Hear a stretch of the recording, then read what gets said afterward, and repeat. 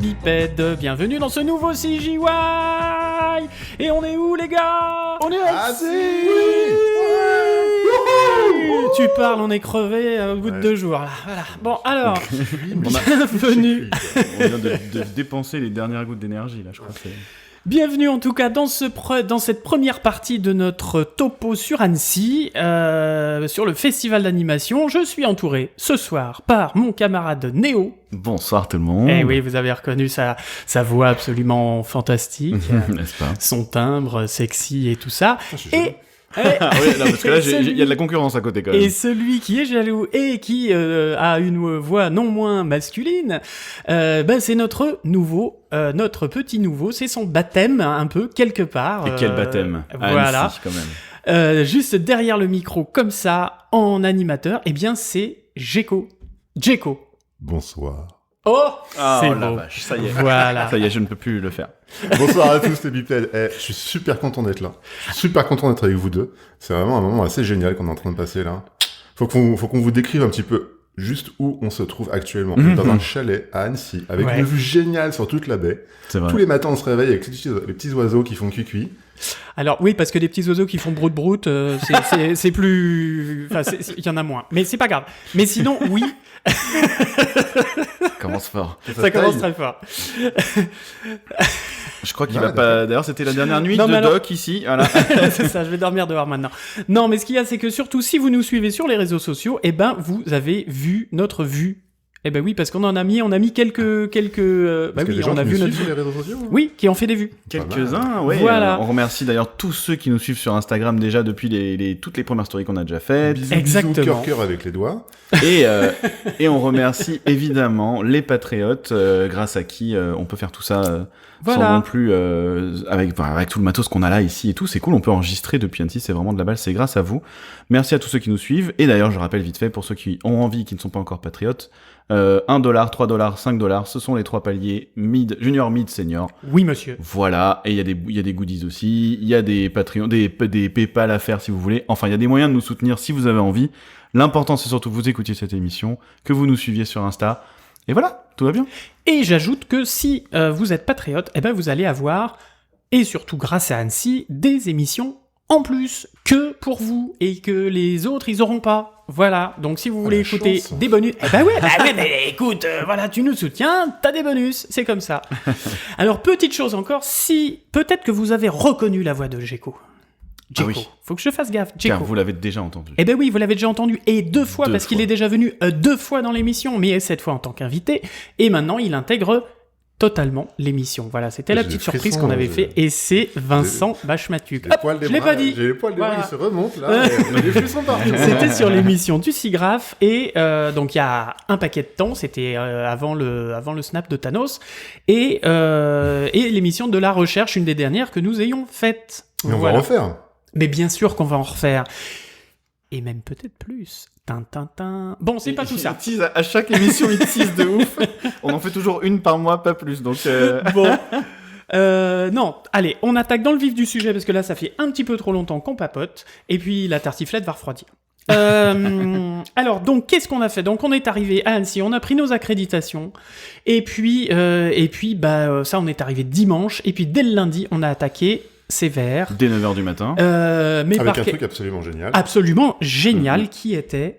Woman in Animation, le World Summit number 6. Yeah. Voilà. Tu prononces bien le 6 parce que sinon on va... Number 6. Non, qu'on n'ait pas de problème. Number 6. Donc oui, c'était le sommet de Women in Animation. Qu'est-ce que c'est que Women in Animation? Eh bien, c'est une association internationale, américaine à la base, bien évidemment, qui se bat surtout pour tout ce qui est l'équité au niveau des femmes dans notre incroyable industrie. Et par extension, des genres. Et par extension, des genres, exactement, tout à fait. Et par extension, de tout, en fait, parce que c'est ça qui m'a un peu étonné, c'est que le titre disait Woman in Animation, en fait, dès le départ, ils disent, en fait, c'est tous les genres, tous les problèmes ethniques, les LGBTQ+, etc., etc. En fait, ils englobent beaucoup de sujets. Ouais. C'est pas uniquement, l'égalité entre les hommes et femmes dans notre milieu, il y a vraiment beaucoup de choses qu'ils englobent. Voilà, mais c'est comme ça que ça a commencé, en fait. Mm-hmm. Donc, alors bien évidemment, et on vous le répète depuis des émissions, on veut faire une émission avec justement des personnes comme ça, mais on veut trouver des personnes qui soient francophones, non mais qui soient comme ça, c'est-à-dire qui fassent partie de ce genre d'association et qui se battent pour ça. Alors du coup, j'ai pas bien compris, ils se battent pour quoi exactement ? C'est quoi le propos ? Eh ben, c'est justement pour avoir une équité au niveau du salaire, des chances d'accéder à des postes comme les hommes, que ce soit à responsabilité ou pas, ou même juste accès à des postes. Yes. Parce que des fois, voilà, c'est ce qu'elles expliquaient d'ailleurs dans la conférence, c'est que c'était pas que pour accéder à des postes de superviseur ou quoi, mais c'était aussi des fois juste pour accéder à un boulot.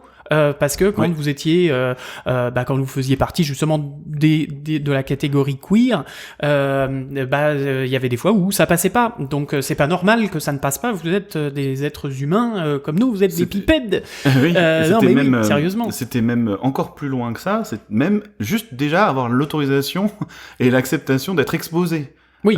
Justement, la personne queer qui venait d'Argentine, etc., qui disait que enfin, ça y est, maintenant, ça fait tellement d'années qu'elles arrivent à faire des festivals, etc. Notamment. On en parle simplement avec des mots justes. Voilà, et ça a décoincé en fait un petit peu tout ce truc où là-bas, déjà, t'étais une femme de toute façon. On te donnait pas trop de créneaux dans les festoches, etc. Et ça, c'était intéressant d'entendre que t'as des pays où encore déjà rien que ça, c'est déjà juste l'exposition, tu vois, avant même d'accéder à un boulot, avant même de machin. Ouais. Et elles ont des combats à battre. Ça a l'air d'être vraiment compliqué, quoi, pour se faire entendre. Exactement. Et au-delà de tout ça, il y a aussi simplement le fait que quand t'es jeune et que tu es une femme, t'as pas forcément ton autorisation sociale qui te dit « Ouais, je peux faire un job de ce type-là. Ouais, je peux y arriver. Oui, je peux passer devant un mec. Oui, je peux faire ce boulot. » Parce que tu intériorises tellement ce problème systémique qu'on a dans nos studios que finalement, tu peux très bien te mettre des barrières internes. Oui. Des obstacles qui t'empêchent finalement de kiffer ta life et de faire un job qui te plaît.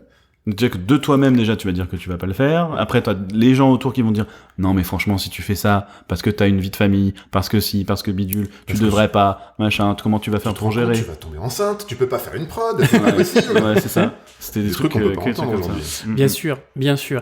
Et alors là, en plus, on parle que par rapport à nos pays occidentaux, mais justement, il y avait plusieurs femmes, justement, tout un panel de femmes. Alors, il y en a une qui venait du Chili, il y en a une qui venait d'Inde, il y en a une qui venait de Los Angeles et une qui venait du Maroc.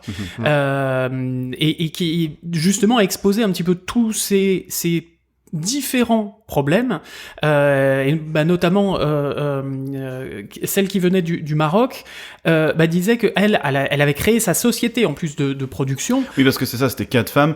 Je veux juste préciser avec ça, des profils différents, oui. C'est que c'était pas juste des femmes avec des convictions fortes, c'était vraiment des femmes qui étaient en position. Déjà, c'était des réalisatrices, des chefs d'entreprise, etc., etc. Donc c'est hyper intéressant aussi d'avoir. Moi, en tout cas, c'était la première fois que j'avais une conférence comme ça, où enfin c'était plus que des intentions, mais vraiment des choses. Et ça a permis justement, après, on va y venir juste un petit peu après, ça a permis aussi de ramener des vrais témoignages. La tartiflette qui est prête. Voilà, on n'est pas en live, mais on n'est pas loin. Ça a permis du coup de ramener des témoignages qui étaient très positifs et qui montraient aussi que ça avance quand même un peu. Il y a encore beaucoup de choses à faire. Ah oui. Ouais, j'ai déjà participé à des summits tels que celui-ci. Et en fait, il y a un truc qui était vachement intéressant dans les différents panels, les différents sujets qu'on a eu sur cette demi-journée. C'était justement les use cases. En fait, ce que tu viens de dire, je le reprends. Ouais, bien sûr. T'avais des femmes qui ont vécu un morceau de leur vie professionnelle et qui ont eu un certain nombre d'obstacles. Et en fait, pendant la conférence, elles nous ont expliqué quels étaient ces obstacles et pourquoi elles pensaient que c'était un problème qui n'était pas normal et qui était lié au genre ou l'acceptation des genres, puisqu'il n'y avait pas que des femmes. Et en soi, ça permet un peu d'éveiller les consciences.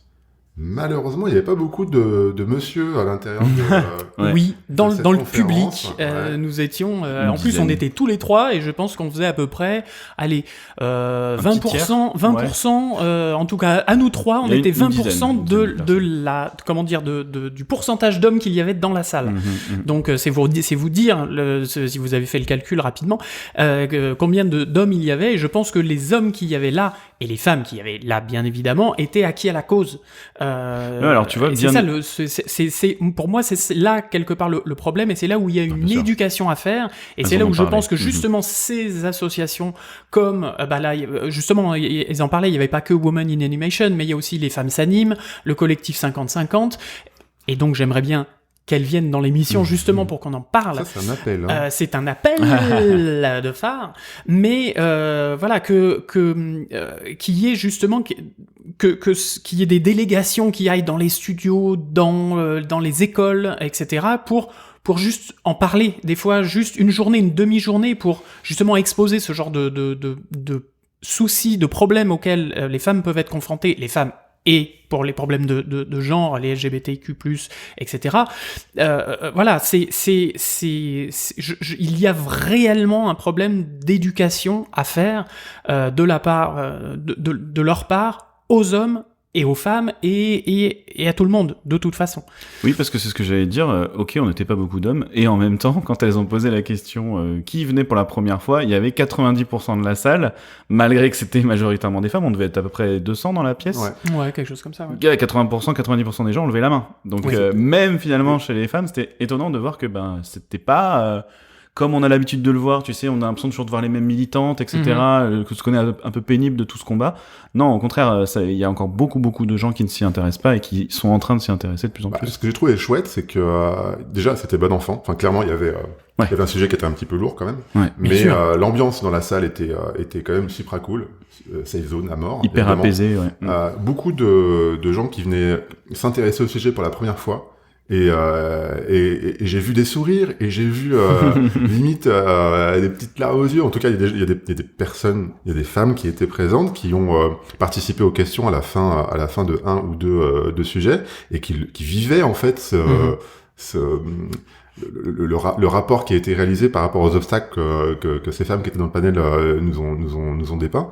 Et c'était marrant parce que j'ai eu un sentiment entre de la honte, parce que oui, forcément, étant né dans les années 80, j'ai participé en tant que homme. Homme blanc, hétéro. Bah oui, merde. C'est la réalité. Privilégié, donc. N'empêche que si on éduque un petit peu nos étudiants, si on en parle un petit peu dans les studios, et qu'on prenne le temps d'expliquer les choses aux gens qui, de temps en temps, ont un comportement qui peut être pas approprié, voire débordant. Quand c'est toxique, cassez-vous, clairement. Non, dénoncez surtout. Dénoncez et cassez-vous. Et c'est pas une honte de dénoncer ce genre de comportement, faut arrêter. C'est normal, c'est normal, il faut pas s'empêcher. Et, non, bien sûr. De toute manière, vous serez soutenu par la communauté, c'est une évidence. Oui. Elles ont beaucoup parlé de ça, d'ailleurs, que elles avaient l'air de vraiment appuyer sur le fait que... justement, en se rapprochant toutes comme ça dans des assos et tout machin, qu'elles se sentaient vraiment pas seules du tout. Ouais. Et que c'est un truc qu'il faut retirer de la tête de celles qui n'osent pas parler aussi. Que, en fait, elles sont heureuses, quoi. Et comme il y a en même temps, ça fait quand même pas mal d'années maintenant que les gens ont commencé que les femmes se sont mises en mouvement, globalement. Que du coup, elles sont pas toutes seules du tout et qu'il faut pas hésiter, quoi, carrément. Voilà. Bon, on en fera toute une émission. Bien sûr. On peut positionner en tant que soutien quand on est un homme et le dire. Alors évidemment, il y a eu une distribution de pins assez sympa d'ailleurs au Women in Animation. Et de masques. Et de masques aussi. Moi je vais le porter, je vais le mettre. Moi il est sur mon sac depuis. Oui, je pense qu'il faut aussi afficher ça, et surtout en tant qu'homme, sans faire de comment dire, j'ai pas envie de dire de mauvais militantisme ou quoi, mais c'est vrai que c'est pas pour nous jeter des fleurs entre nous trois messieurs, mais c'est vrai que oui, on n'est pas dans cette catégorie-là. Enfin, j'espère, je le souhaite. Non, mais c'est ce que disait Vincent, on en avait parlé un petit peu l'autre jour, rien que dans nos comportements quotidiens, de comprendre aussi des choses qui paraissent complètement anodines. Je vais donner cet exemple parce que moi, il m'a vraiment marqué, et comme ça, je donnerai que celui-là. Mais c'était la petite anecdote sur la personne qui... c'est une nana qui avait pas... son patron, pour la protéger, ne voulait pas lui donner son poste au-dessus. Parce qu'il disait oui, mais si je te mets au-dessus, tu vas te faire attaquer par tous les requins qui sont autour, donc j'attends que tu sois une +2 pour te placer. Et en fait, elle disait très justement que c'est complètement débile, elle a pas besoin d'être protégée en fait. Ouais. Et qu'en lui expliquant, il a fini par dire ah oui, ok, effectivement, je fais une connerie, on va régler ça. Et voilà, et donc même nous aussi dans tous nos actes quotidiens, je pense pas qu'on soit des hommes méchants, mais Ça commence par là aussi, en fait. Ça commence forcément par là. On en parlait aussi tout à l'heure. Désolé, je suis en train de m'étaler, du coup. Mais c'est un gros sujet, forcément. Non, mais bien Comme sûr. quoi, il faut en faire 5 émissions. Tu vois son émission. Ouais, exactement. Mais on en parlait tout à l'heure que j'ai perdu le fil. Je ne sais pas, écoute, non, mais en tout cas, alors, moi, j'ai une chose à dire. Oui, justement, oui, mesdames, n'ayez pas peur, soit de dénoncer, n'ayez pas peur de dire aussi, quand on vous propose un poste au-dessus ou quoi que ce soit, de dire j'ai un peu peur de ça, ou j'ai eu une expérience dans une autre boîte qui s'est mal passée, etc. Parlez-en. Voilà, il y a des gens, les RH, vos leads, vos sup, peu importe. Ça se met en place là, quand même, ouais. Bien sûr, et ils sont là pour vous écouter et pour entendre ça et vous aider si besoin ou vous soutenir. Voilà, pardon. Excuse-moi, je t'ai coupé. Mais voilà. Et ce n'est pas un défaut que d'exposer ses émotions. Bien sûr. Même vous, les messieurs. Ce n'est pas un défaut d'expliquer quand quelque chose ne va pas. Ça devrait être normal, en fait. Et j'allais ajouter aussi, c'est quand même normal aussi de s'adresser à des femmes quand il y a ça. Parce que là, on est 3 mecs en train d'en parler. Donc, on est bien mal placé pour conseiller. Mais c'est là où la distinction est difficile parce que elles en ont beaucoup parlé aussi de ça, qu'elles voulaient absolument intégrer l'homme dans la discussion. Maintenant qu'elles ont tous ces endroits où elles peuvent discuter entre elles, etc., il va falloir, comme tu disais, éduquer en toute manière. Mais même sans forcément avoir cette position d'éducatrice, juste pouvoir, partager tout ça. Et donc, surtout, quand il y a un problème, forcément aussi, faut se tourner vers ces assos, en fait, parce qu'elles ont vécu pour beaucoup ces trucs-là, elles savent comment s'y prendre, elles savent peut-être aussi les choses, tu vois. C'est comme on dit toujours, moi j'avais parlé aussi avec des gens qui sont dans des groupes, que ce soit entre noirs, entre arabes, etc., et qui disaient que justement le fait d'être entre nous permet aussi de dire des choses que t'oserais pas dire non plus à un mec au boulot, même si c'est pas ton supérieur, tu vois. Tout à fait. Donc c'est aussi important de savoir s'adresser au bon groupe, aux bonnes personnes, et parce qu'au boulot, faut quand même pas se leurrer, c'est pas non plus super évident, même s'ils essaient de mettre des choses en place. Quant à la pression de l'emploi et tout, c'est toujours un peu compliqué. On pourrait faire un podcast de 3 heures là-dessus, évidemment, avec des femmes, surtout. Et on en fera un. Voilà, parce que du coup, on va prendre des contacts. On est là aussi pour ça, pour pouvoir vous faire des émissions géniales après et avoir des invités qui soient hyper pertinents sur les sujets sur lesquels on traite. Voilà, là, ma phrase n'est pas française, mais vous avez remis le tout, parce qu'il est tard, et la tartiflette me fait de l'œil et du nez. Alors, donc, Woman in Animation, voilà, ça c'était déjà, on a commencé. Sur les chapeaux de roue. Sur les chapeaux de roue, exactement. Ensuite, moi j'ai enchaîné derrière, j'avais un petit creux entre, enfin non pas que j'avais faim, mais j'avais un trou dans le planning. J'avais un petit trou dans le planning et du coup je suis allé voir une première œuvre VR qui s'appelle Une œuvre quoi? VR. Virtual Reality, avec un casque sur les yeux et tout ça. Le machin genre Oculus Rift et tout ça. Exactement. Voilà, qui ressemble à un chausson. Exactement. Non, mais c'est une vraie réalité. Il y a des gens qui utilisent ça pour faire de la prod. Et oui, ça fait longtemps. Hein. Moi, ça fait déjà plusieurs années de suite que je vois à Annecy des courts-métrages, etc. Alors, justement, tu soulèves un truc qui m'intéresse, enfin, moi qui m'intrigue, hein, c'est que ça fait pas mal de temps et pourtant, ça décolle pas des masses, quoi. Ça dépend. Tu sais à quelle époque ça a été inventé, la stéréographie? Oula, alors là, vas-y, ça date d'un bon moment pour le coup, non? Parce que si on prend le Virtual Boy, par exemple, avec la Game Boy, en 80... Je crois que c'est 2-3 ans après l'invention de la photographie. Ouais, d'accord, ouais. Les toutes premières photos en stéréo, alors. Ouais, tout à fait. Ah bah, œil droit et gauche, etc. Alors oui, effectivement, depuis cette époque-là, ça a bien évolué. Mais pour ce qui est vraiment de la prod de films d'animation dans des casques VR, je veux dire ça plus précisément, du coup, c'est vrai que c'est... là, donc j'ai vu un truc qui s'appelle Glimpse, qui est un panda qui est en rupture avec sa femme daim, je crois. Et je dis je crois parce que le design était tellement que j'étais pas très sûr. T'es sûr que c'était un panda? C'était assez vilain techniquement, mais il y a des limitations aussi sur l'objet. Je te vois faire les gros yeux, Vincent, dis-moi. Pardon, tu peux pas cacher une production un petit peu bancale par la technique. Oui, je vois ce que tu veux dire. Ça reste un produit qui peut être intéressant. Après, si ton panda il est pas beau, hein, faut le changer. Oui, non, bien sûr. C'est vrai que ça pourrait être quand même... Si ton éclairage est un peu naze, il est un peu naze. C'était surtout même dans la façon de raconter, tu vois. C'était des petites scénettes. On était dans un atelier et t'avais juste des petites scénettes qui apparaissaient comme ça là, puis une autre là-bas. Je pense que c'est la grosse difficulté et on en a beaucoup parlé avec Doc ces 2 derniers jours. C'est comment tu racontes une histoire en enlevant tout ton background de cadrage de mise en place de ton plan, de layout, clairement. Oui. Parce que ta tête, elle peut bouger dans tous les sens, et que du coup, tu peux perdre l'attention de ton spectateur parce que t'as ton environ artiste qui a fait un truc rigolo derrière. Ouais. Et que la caméra, c'est l'utilisateur.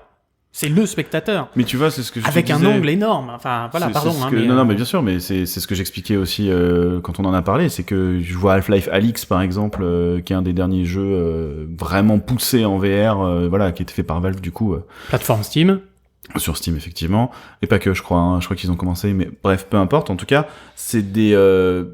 Enfin, il y a moyen de faire un truc qui a de la tronche, qui est bien animé, qui est bien texturé, bien lighté, qui t'emmène dans un truc. Alors que pourtant, on est dans un jeu, en plus, donc t'as encore plus d'interactivité. Tu parlais de caméra où il y a plus de cadre, en fait, finalement. Ah bah non. Ils arrivaient quand même à te faire ressentir des tas de trucs, tu vois. Il y a un truc qui est génial. Tu ressens de l'émotion. T'as une immersion qui est totale, et effectivement, ton cerveau, il a plus d'informations que juste un cadre en face de toi, petit ou grand, mais qui est juste en 2 dimensions. Effectivement. Et du coup, ça change tellement les règles du jeu, ça change tellement la grammaire du layout, la grammaire du cinéma, de la cinématographie, de la mise en scène, etc. Tellement de trucs et astuces que tu te retrouves un peu paumé. Tu sais pas comment commencer pour faire quelque chose qui soit un peu intelligent en termes de focus sur une action ou focus sur une narration. Et c'est là que je trouve le truc vachement intelligent, c'est que on est en train de vivre des expériences VR, XR, où on découvre au fur et à mesure des différentes productions du bricolage pour retrouver je vais encore dire trucs et astuces, mais pour retrouver cette grammaire qu'on a perdue parce qu'on a changé le mode de caméra. Je suis désolé, le four vient de se lancer. Moi, je trouve ça génial, d'autant que j'ai pu assister au VR Theater du SIGGRAPH 2019, avant le Covid, à des productions qui ont été faites par des gens qui ont bossé notamment chez Disney, qui du coup avaient des réflexes qui fabriquaient des images qui étaient un peu plus patates, qui fabriquaient une histoire qui avait une narration qui se tenait vachement bien, et qui du coup était évidente, et j'avais vraiment expérimenté une aventure. C'est plus un film, c'est une aventure. Oui. C'est ce que j'allais dire. Ouais. C'est ce que j'allais dire. Qu'est-ce que c'est ? Parce qu'après, voilà, VR ou alors, t'as parlé de XR. C'est juste pour préciser un petit peu de manière au niveau de la définition. XR en fait représente la VR, donc la réalité virtuelle avec un gros casque où on voit rien d'autre que ce qu'on te met dans les écrans en face de tes yeux, et l'AR, donc l'augmented reality ou mixed reality pour les gens de chez Microsoft. Hello les gars, fermez la fenêtre. Et donc ça, en fait, ce sont des lunettes ou via le portable. Donc on voit la réalité, on voit vraiment, par exemple, une carte, un machin, un dé, peu importe. Et il y a une animation, il y a un truc qui vient se mettre en surimpression au travers des lunettes ou des Pokémon Go. Oui, Pokémon Go. Oui, Pokémon Go. Voilà, exactement. Ouais, très belle référence. Exactement, c'est de l'AR. Ouais. Ingress aussi, c'était de l'AR, etc. Donc voilà, c'était des jeux, etc. Et bon, bref. Mais du coup, XR regroupe en fait AR et VR. Voilà. D'accord. Ça n'a rien à voir avec le porno. Alors c'est autre chose aussi, mais voilà. Mais là où je voulais en venir, c'est surtout que qu'est-ce que c'est ? C'est que on essaye de définir ça comme un jeu. C'est pas que du jeu. On essaye de définir ça comme un film parce qu'il y a des expériences narratives, mais c'est pas un film. Pour moi, c'est pas un film, c'est quelque chose de nouveau. Et je pense que c'est là, tu disais, oui, hein, ça perce pas, etc. Parce que je pense que c'est quelque chose de nouveau et on n'a pas encore trouvé comment l'utiliser. Comment l'industrialiser entre guillemets, comment un marché suffisamment avoir quelque chose pour avoir des habitudes industrielles pour fabriquer du média. Exactement. Mais là où je te rejoins par contre, c'est que avec cette techno, on peut fabriquer plusieurs types de médias. L'expérience narrative en 360 en VR, c'est un truc. Le jeu vidéo, c'est un autre truc. La AR, c'est un autre truc. Blablabla. Et quand tu mixes un peu les choses, et quand tu rajoutes de l'haptique ou de l'odorama, tu peux vraiment faire des trucs complètement what the fuck qui n'ont rien à voir avec un film. Oui, ça bien peut sûr. Être une expérience narrative. En fait, tu voudrais dire que... Mais justement, c'est là où j'allais en venir aussi, c'est que tu veux dire qu'en fait, ça serait plus Et je pense qu'à mon avis, la limite, elle est là, et qu'elle va répondre un peu à ta question, et ça va rejoindre un autre truc que je voulais dire, c'est que, en fait, ma phrase est très longue et j'arrive pas à là où je veux dire, mais c'est que, jeu de piste. C'est que, en fait, vous êtes le héros. ce serait un outil, en fait, qui permettrait de refaire, en fait, les choses qu'on fait déjà, à savoir un jeu, un film, une musique, un concert en interactif, etc. Mais est-ce que vraiment, c'est quelque chose qui va... Pour moi, je le vois comme une attraction, en fait. Tu le vois toujours comme une attraction. Je l'ai toujours vu comme ça. Parce qu'il n'y a pas de plateforme qui diffuse du média. Mais parce que narratif. non, mais c'est parce que j'allais y revenir à un truc, c'est que c'est comme ça que le cinéma a commencé, c'est dans les parcs d'attractions. Où on mettait notre tronche, enfin pas nous, vrai, pas nous, mais les vieux, les très vieux, et peut-être qu'ils sont plus là. En tout cas, ils mettaient la tête dans un truc et hop, il y avait des images qui leur étaient projetées. Et il y a ce côté très ludique immédiatement, et j'ai l'impression que ça va avoir beaucoup de mal à en sortir. Et donc que soit effectivement il va devoir se cantonner dans un autre genre pour trouver son chemin. Magique et le premier film d'animation, il y a combien d'années? Alors là, je saurais pas dire exactement. Ça serait rigolo de faire la différence entre les deux. Ouais. La techno avance parce que vite. il y a 100 ans entre le premier film, l'arrivée du gars en train de la Ciotat, des frères Lumière, et Toy Story. Parce que c'est 95 tous les deux, mais à un siècle d'écart. Si je dis pas de bêtises, hein, allez, à quelques mois près, n'engueulez pas les bipèdes, mais voilà.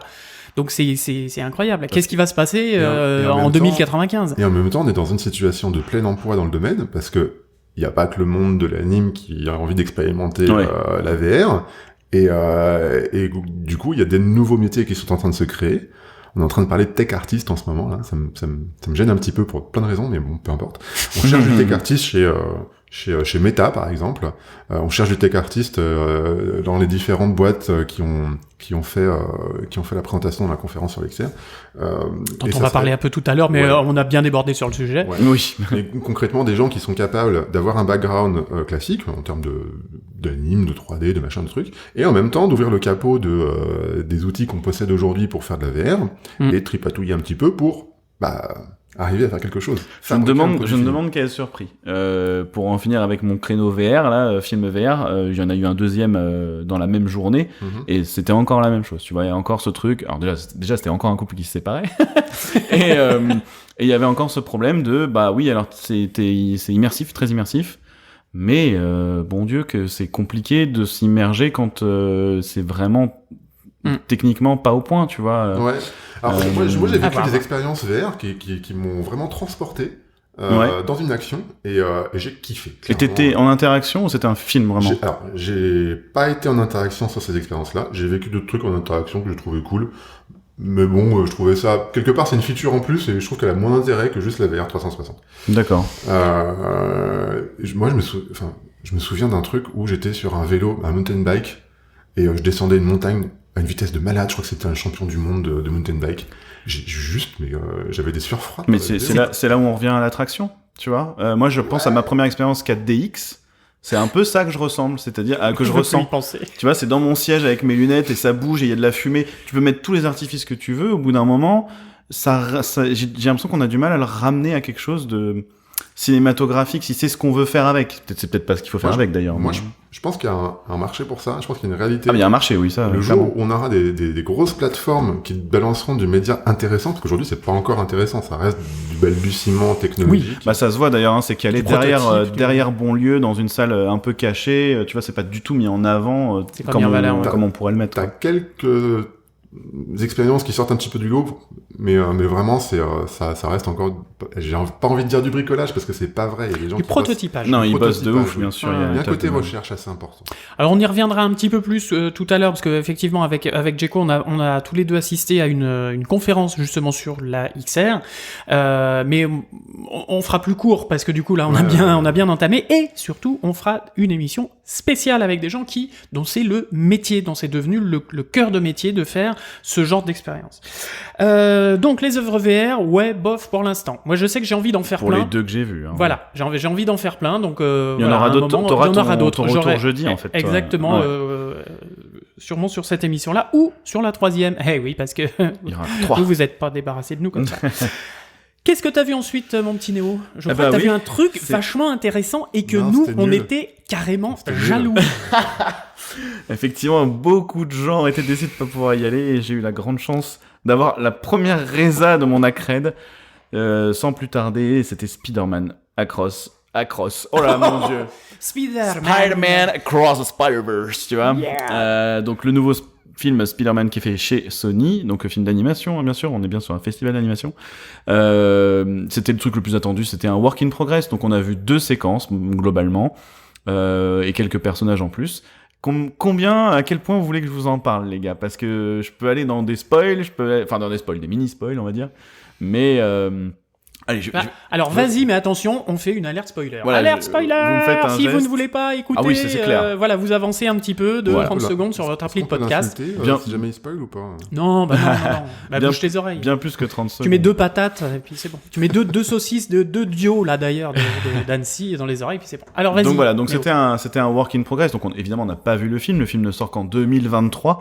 Donc c'est pas. On a un mois de sortie ou pas du tout? Je crois que c'est prévu. Ils avaient dit que c'était juste avant le festival de l'année prochaine. Donc ça doit être en juin. D'accord. Mai ou juin de l'année prochaine. Il faut réserver tout de suite si vous voulez avoir une place. Ah oui, clairement. Il sera peut-être déjà sorti du coup. Donc bon, voilà. Ou autant ils vont nous faire la surprise. Par contre, le truc qui se passe, c'est qu'ils font le 2 et le 3, qui va s'appeler Beyond the Spider-Verse. Donc peut-être que au festival, on aura un aperçu du 3e.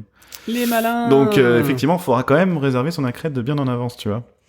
Et donc c'était un work in progress. On n'a pas vu énormément de choses, mais on a vu 2 grosses séquences. Une première qui était j'ai eu un peu peur parce que c'était vraiment un vomi entre guillemets de couleurs, c'est tous les effets qu'il y a dans Spider-Man. Le moment que vous avez détesté le plus, s'il y en a un dans le premier, eh ben c'était ça puissance 12 000. Et j'étais là, waouh, ça y est, ils ont trouvé que c'était incroyable de mettre des effets partout, des écarts de chroma, des trucs machin, des effets de comics partout, machin et tout.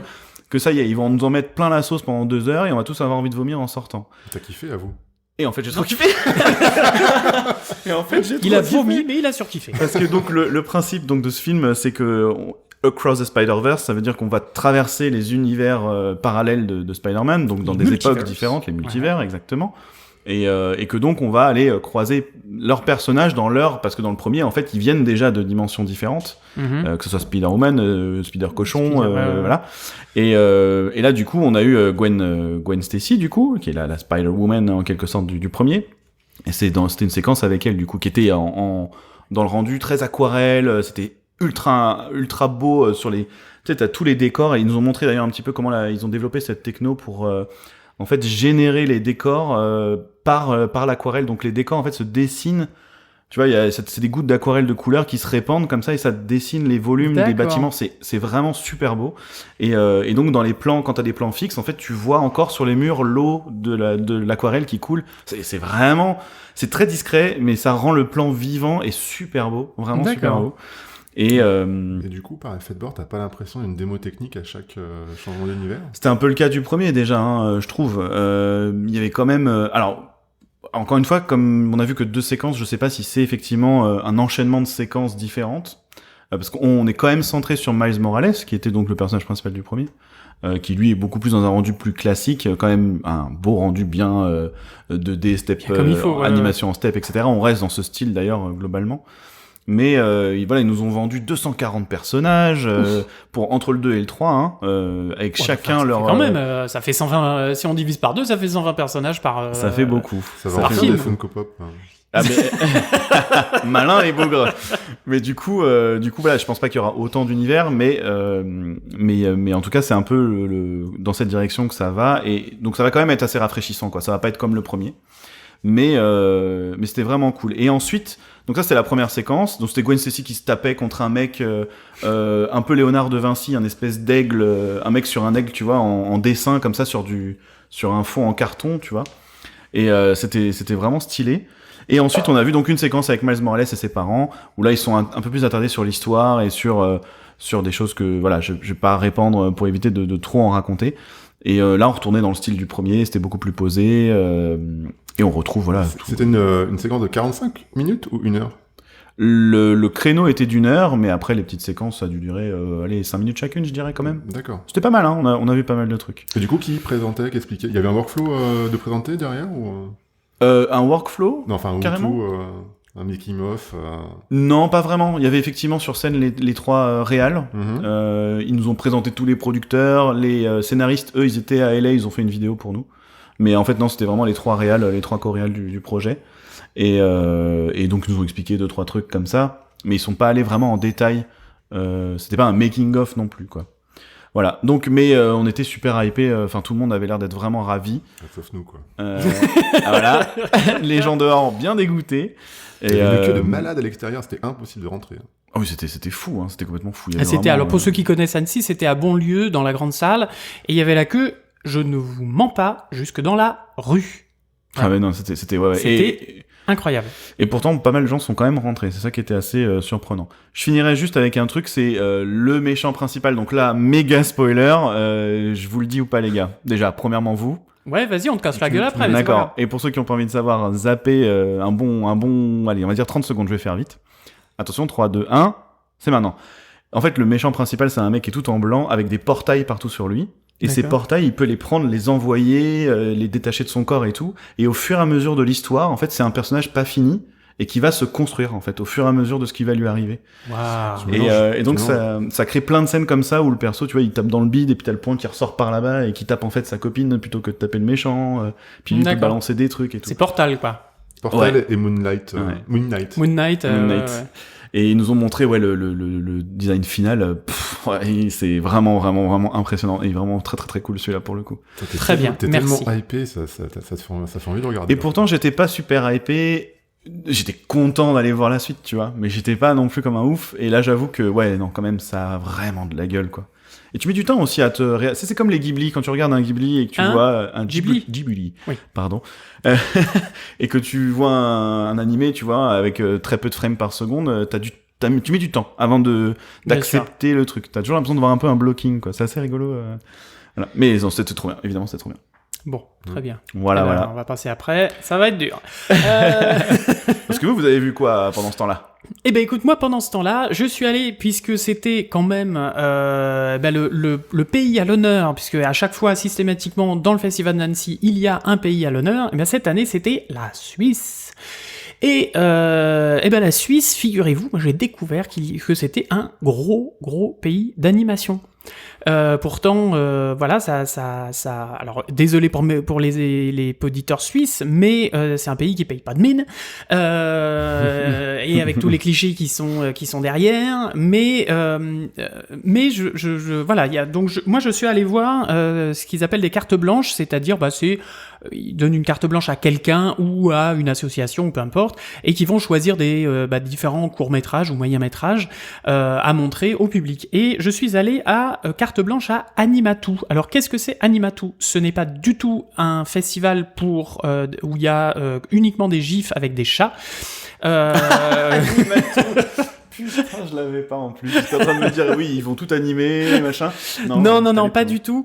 C'est donc un festival qui se passe à Genève, je crois. Ah, je vais dire une connerie. De toute façon, je vous mettrai tous les liens.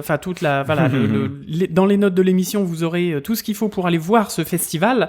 C'est donc un festival qui se passe en plus au mois d'octobre.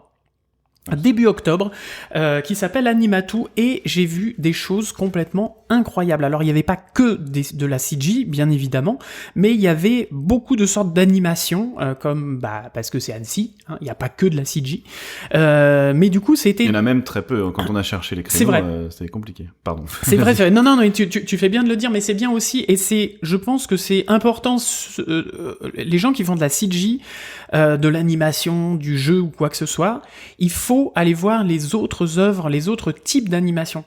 Je pense que c'est essentiel déjà pour sa culture et puis pour nourrir son imaginaire et son œil, etc. Et de voir, et d'un coup ça peut faire naître des idées, et je pense que tu vois très probablement des choses comme Spider-Man dans Spider-Verse, c'est ça. Ils ont eu... J'ai parlé de quoi ? J'ai parlé d'aquarelle, j'ai parlé de crayonné, de crayonné. Non, mais il y avait des choses, des choses très très intéressantes et qu'on ne pourrait très certainement pas faire en 3D. En CG. Donc voilà, il y avait plein de choses qui étaient très très jolies, très drôles, très un peu what the fuck. J'avoue que le dernier court-métrage était très étrange. C'est un mélange de 2D, 3D, et puis c'est des animaux, etc. Puis les animaux ne parlent pas, puis ils se réunissent à un moment, c'est des animaux qui vont dans une ville, hein, c'est voilà, c'est comme si c'était des anthropomorphiques. Et puis il y en a un qui travaille dans le bâtiment, il y en a un autre qui se balade avec un attaché-case, il y en a bon.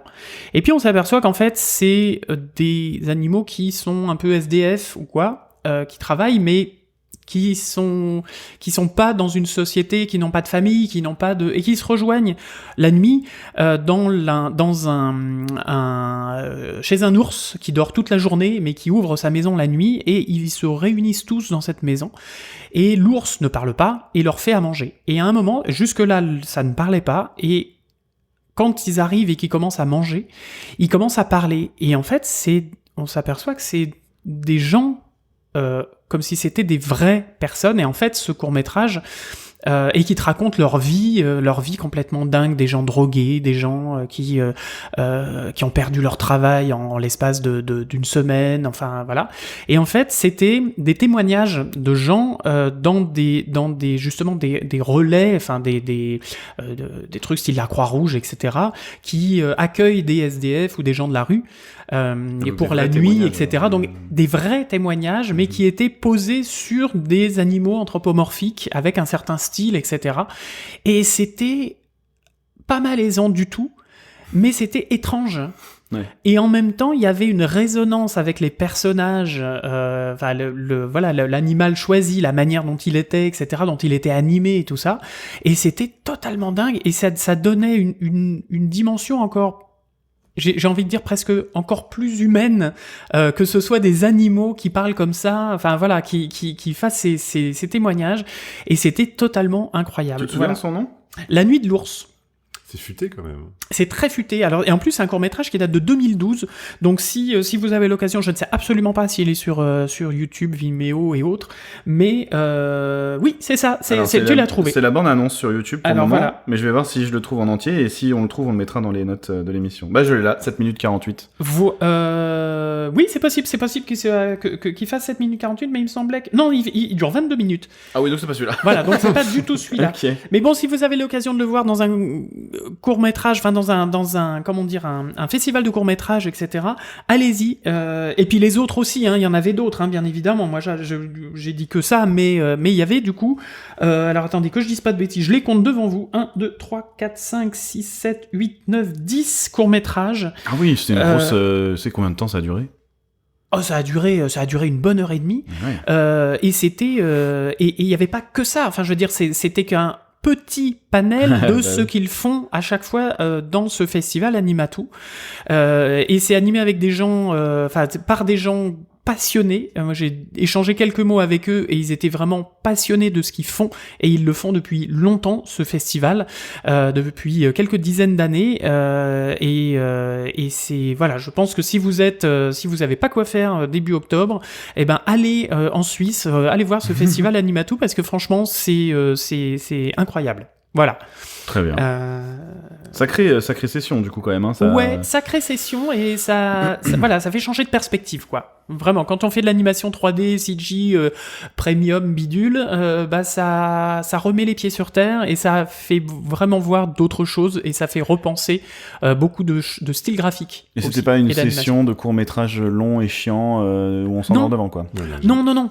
Il y a des longs-métrages, il y a des courts-métrages longs et chiants là ici Non. Jamais de la vie. Mais non. Non, court et chiant. Non, je plaisante. Il y a des courts et très bien aussi. Non, mais bien sûr. Non, mais là, c'était, ils avaient vraiment tous une spécificité. Il y avait vraiment tous. Alors, il y avait des choses qui étaient très speed, très machin, très un peu la crumb, etc. Mais tous avaient leur intérêt. Okay. Vraiment, tous avaient leur intérêt, leur rythme, etc. Mais surtout leur intérêt. Et Vincent, toi, tu faisais quoi pendant qu'ils voyaient des courts-métrages suisses ? Eh ben, j'étais pas très loin, j'étais au cinéma Pathé, à Contrechamp numéro 8, un long métrage algérien qui s'appelle comme ça, The Well of Oblivion, et qui était intéressant. Voilà. Comment vous dire ? Ce genre de film. Vous n'avez pas vu sa tête. Ah, déjà c'est dans Contrechamp, donc on avait regardé avec Doc juste avant pourquoi ça s'appelait comme ça en fait.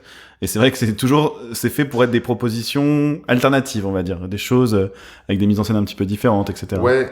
Alors en termes de narration, je suis un petit peu resté sur ma faim. Bon, moi je suis un monsieur 3D, hein, j'adore le rendu. En termes de rendu, on était dans le domaine de la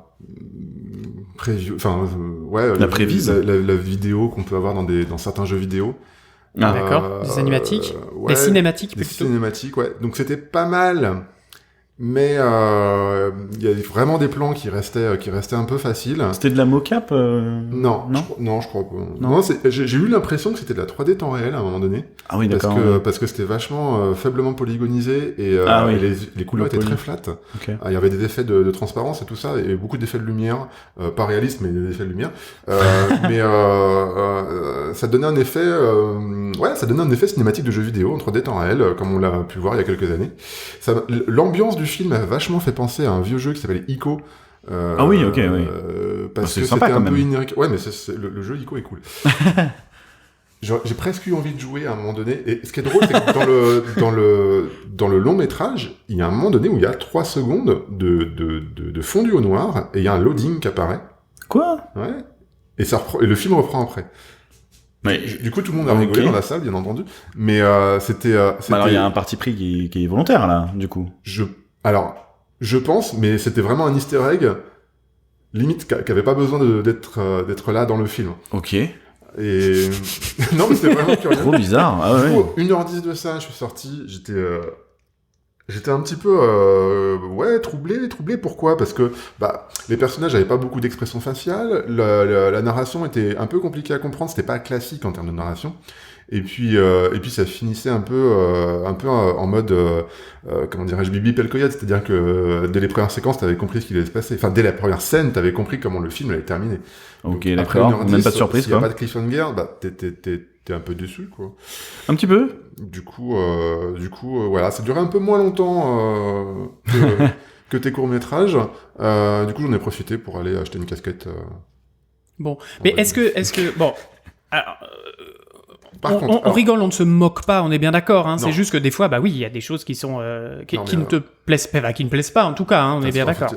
C'est con parce que tu vois cette image-là. Alors je suis en train de regarder une image sur le truc d'Annecy. C'est ça qui m'a appâté. Mais pareil, quand je l'ai vu, je me suis dit ça a l'air super stylé. Ça me fait penser à Journée aussi. Je sais pas si tu connais ce jeu. Ouais. Et en fait, j'avais pas vu que c'était algérien comme prod. Ouais. Et en fait, j'ai aucune connaissance de la santé du marché, du dynamisme de l'animation algérienne.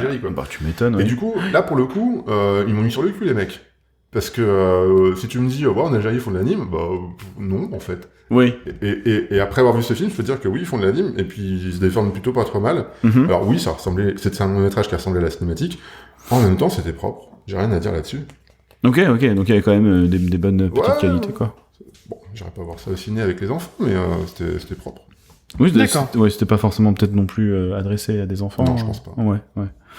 Ok. Moi j'enchaîne du coup à mon tour. Alors du coup Néo, toi t'as vu aussi une carte blanche. Voilà, une autre carte blanche qui n'en était pas une, comme l'a dit son invité, puisque c'était Claude Barras. Pour ceux qui ne connaissent pas cet homme, eh bien il a fait La Vie de Courgette notamment. La Vie de Courgette. Ce petit long de métrage en stop motion, petit parce qu'il était court, il me semble, il devait faire 1h10 aussi, 1h20, un truc comme ça. Et donc comme il est suisse et que l'animation suisse est à l'honneur, il était donc invité et au lieu de choisir 8 films, il disait lui-même finalement on va pas choisir 8 films, on va montrer 8 de ses courts-métrages à lui, qu'il ait été soit réalisateur ou producteur, notamment avec Helium Films qui a l'air d'être sa boîte de production. J'ai pas eu le temps de vérifier, je suis désolé si c'est vraiment à lui ou pas. En tout cas, il a fait les films avec eux, c'est sûr. Et c'était vraiment cool, c'était vraiment super bien. Très dark, très sombre. Il y avait toujours des têtes coupées. C'est la thématique, voilà, il y a toujours des têtes coupées. Il y a un film qui s'appelle carrément Au pays des têtes. D'accord.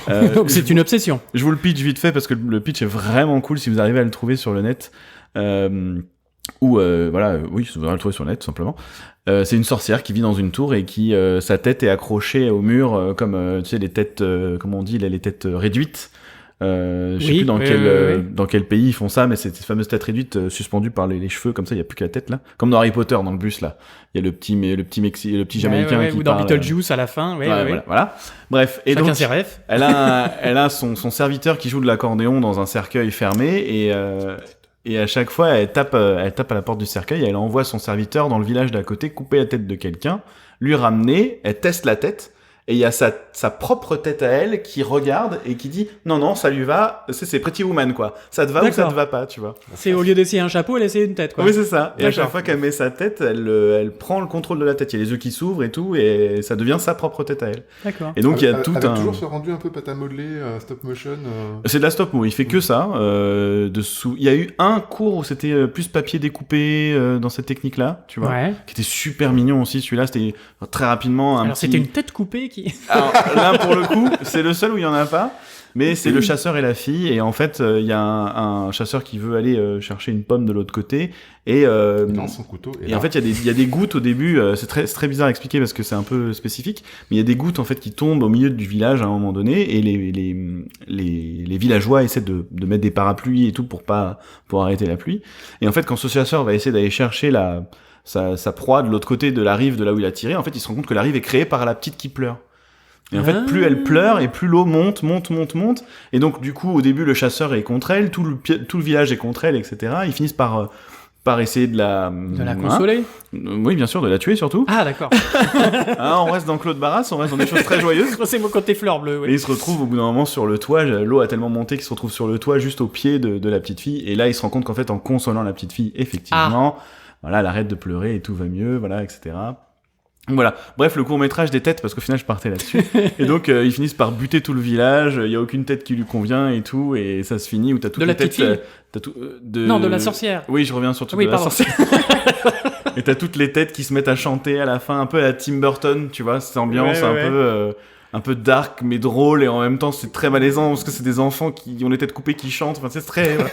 D'accord. Et vraiment effectivement. c'était excellent, et donc ça a fini sur la présentation aussi d'un petit teaser pour Sauvage, qui va être son prochain long métrage, qui parle d'un petit enfant qui va dans la jungle et qui rencontre les autochtones de la jungle, et qui...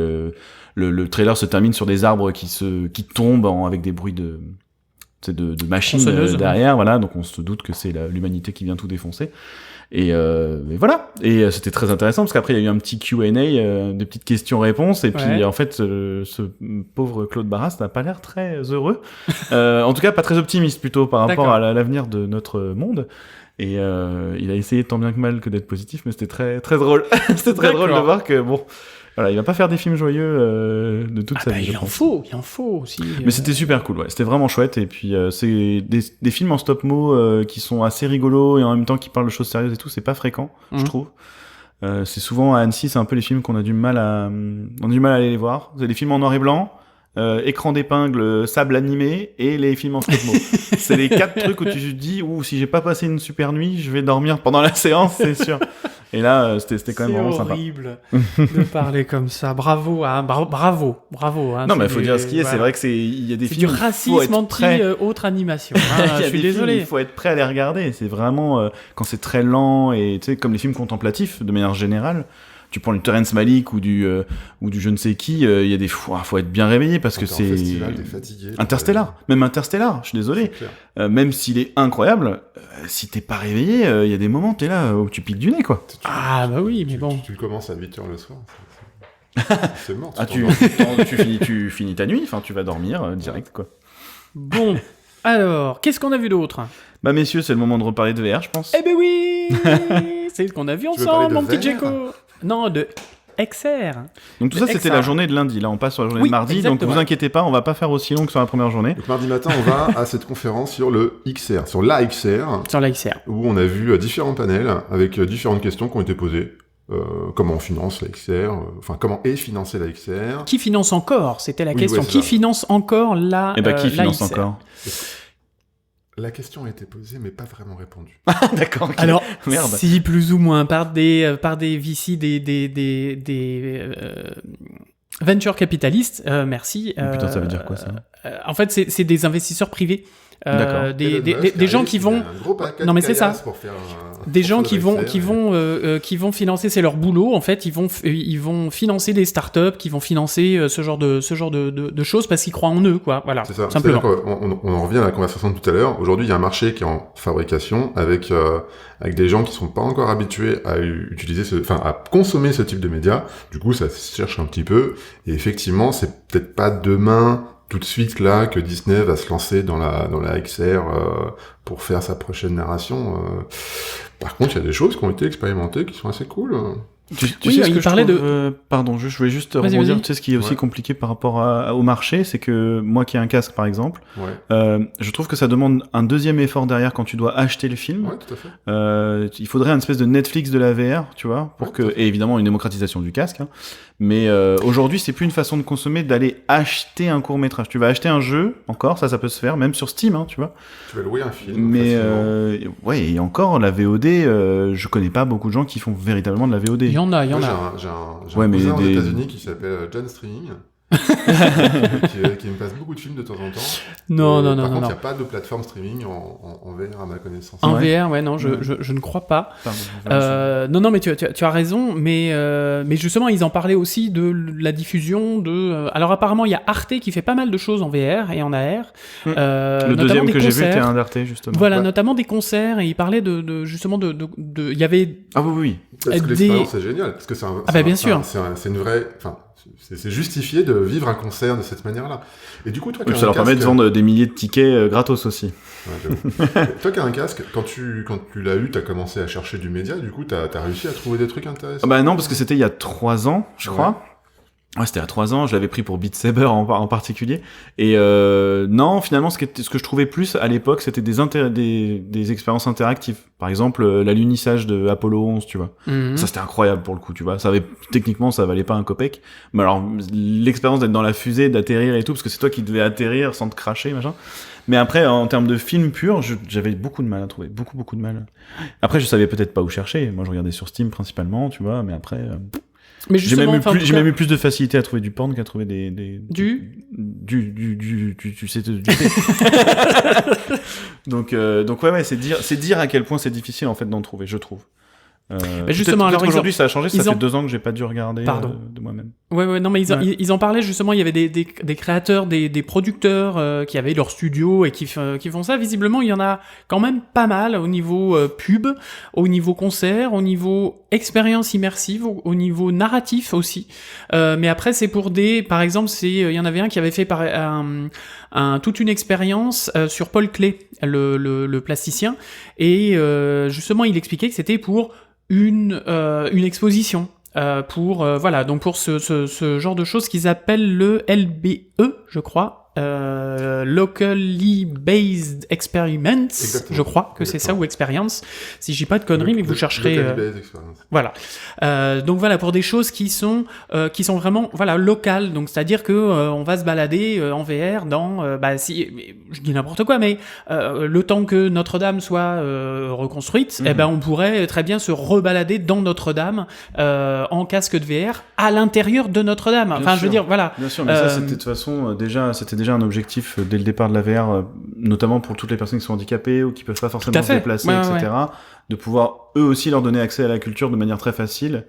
En tout cas, pas économique, mais en tout cas plus facilement, où tu peux vraiment te déplacer comme tu veux, entre guillemets. C'est pas délicat de dire ça comme ça, mais voilà, au moins tu peux aller dans tout le musée et forcément, et même aller ailleurs dans d'autres pays. Mais moi, c'est ce qui m'intrigue. Enfin, je comprends pas comment ça s'est pas installé beaucoup plus vite dans le mobilier, enfin dans l'immobilier, pardon, et dans les agences de voyage. Alors, dans l'immobilier, il y a énormément de 360, mais les gens les utilisent directement sur leur téléphone portable, parce que quand tu cherches une annonce immobilière, tu le fais avec ton téléphone. Enfin, en VR, quoi. Éventuellement, ton iPad, c'était friqué, ou sur ton PC, parce que t'as pas de bons yeux.